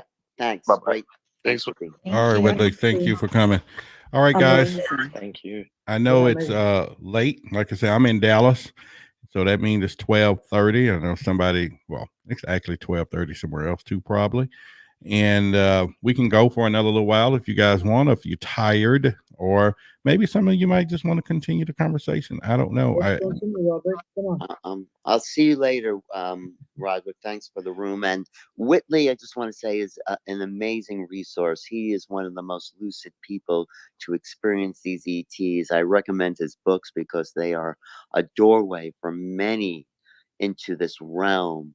And a lot of people have had their own ET experiences triggered by reading Communion or even looking at that cover. So maybe he'll be back again to answer some more questions. Alan, before you go. Yes. Everyone is asking, like everything is all these paranormalities coming together. Since you're going to have Ray Hernandez together tomorrow, right? You're going to have him in? Yes, yes. And he's going to talk about contact modalities. Why Yes. don't you talk about his theory about these paranormal issues, so that if people who are interested in all these, like coming from the same source, or all these abnormalities are the same thing, maybe they could come to your show and listen to it. Hey, write me an email or a text about that, and I will. And it's tomorrow at 6:30 Pacific at makingcontact.com. It's a whole virtual campus, which was named after my book, Roderick, if you want to know. And it'll be all right. It'll be a fascinating conversation. Oh, I think Angeli, we're trying to get her on that panel too with Whitley and Ray. So let's see if she shows up. Okay. All right. Well, keep me posted. Alan, thank you. Hey, thanks. It's great. It's a great day. Good night. Yes, it's 1:30. You are a blessing. Oh, that's sweet. Thank you. Thanks, Al.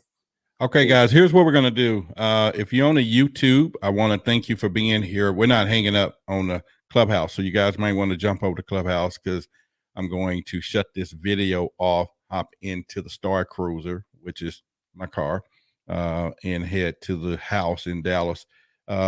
I would love to leave this open, but you guys got to behave, because that's one of the things we don't do is really get after each other. And I know we almost got that. And this is our trademark room or club. And we like to kind of keep things where people are comfortable with what we are. So Samantha, are you here with us? Bridget, Doctor, a couple of you guys, I can make you mods, and where you guys, all of you on there, can keep this going, because it's a nice people here tonight. It's Friday night.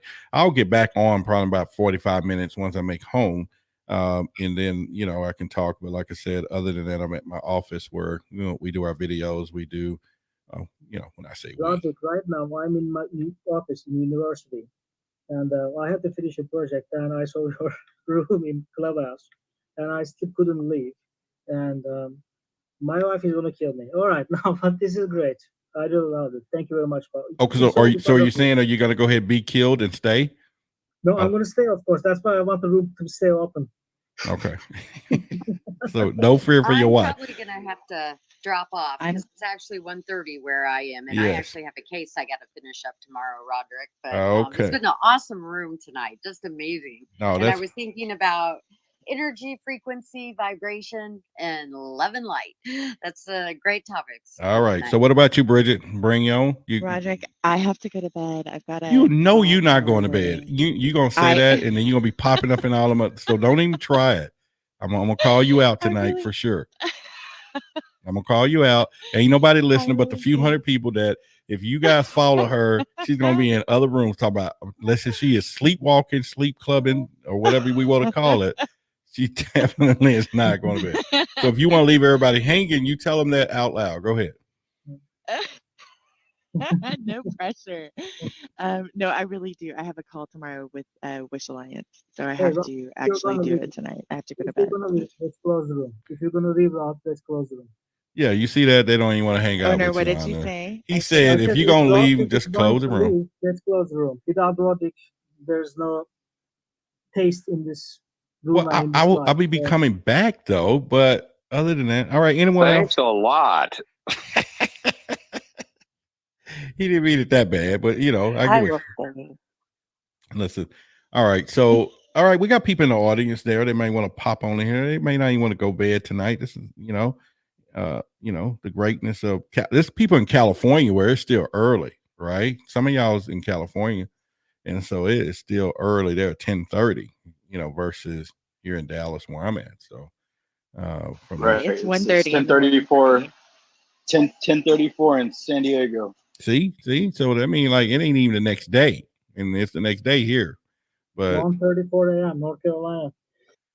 all right. Okay. So here's what we'll do then. I will just do the normal one way on out of here. Okay. So, all right. So it's extraterrestrial evidence. And if you've been here for the first time, make sure you come to our club, hit the green house button to be able to follow us, be part of what we do.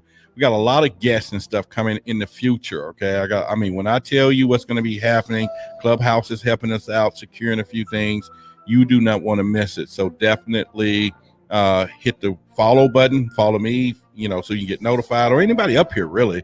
But at the same time, definitely follow the club, because these alerts are getting a little tricky for Clubhouse with all of these people jumping on here.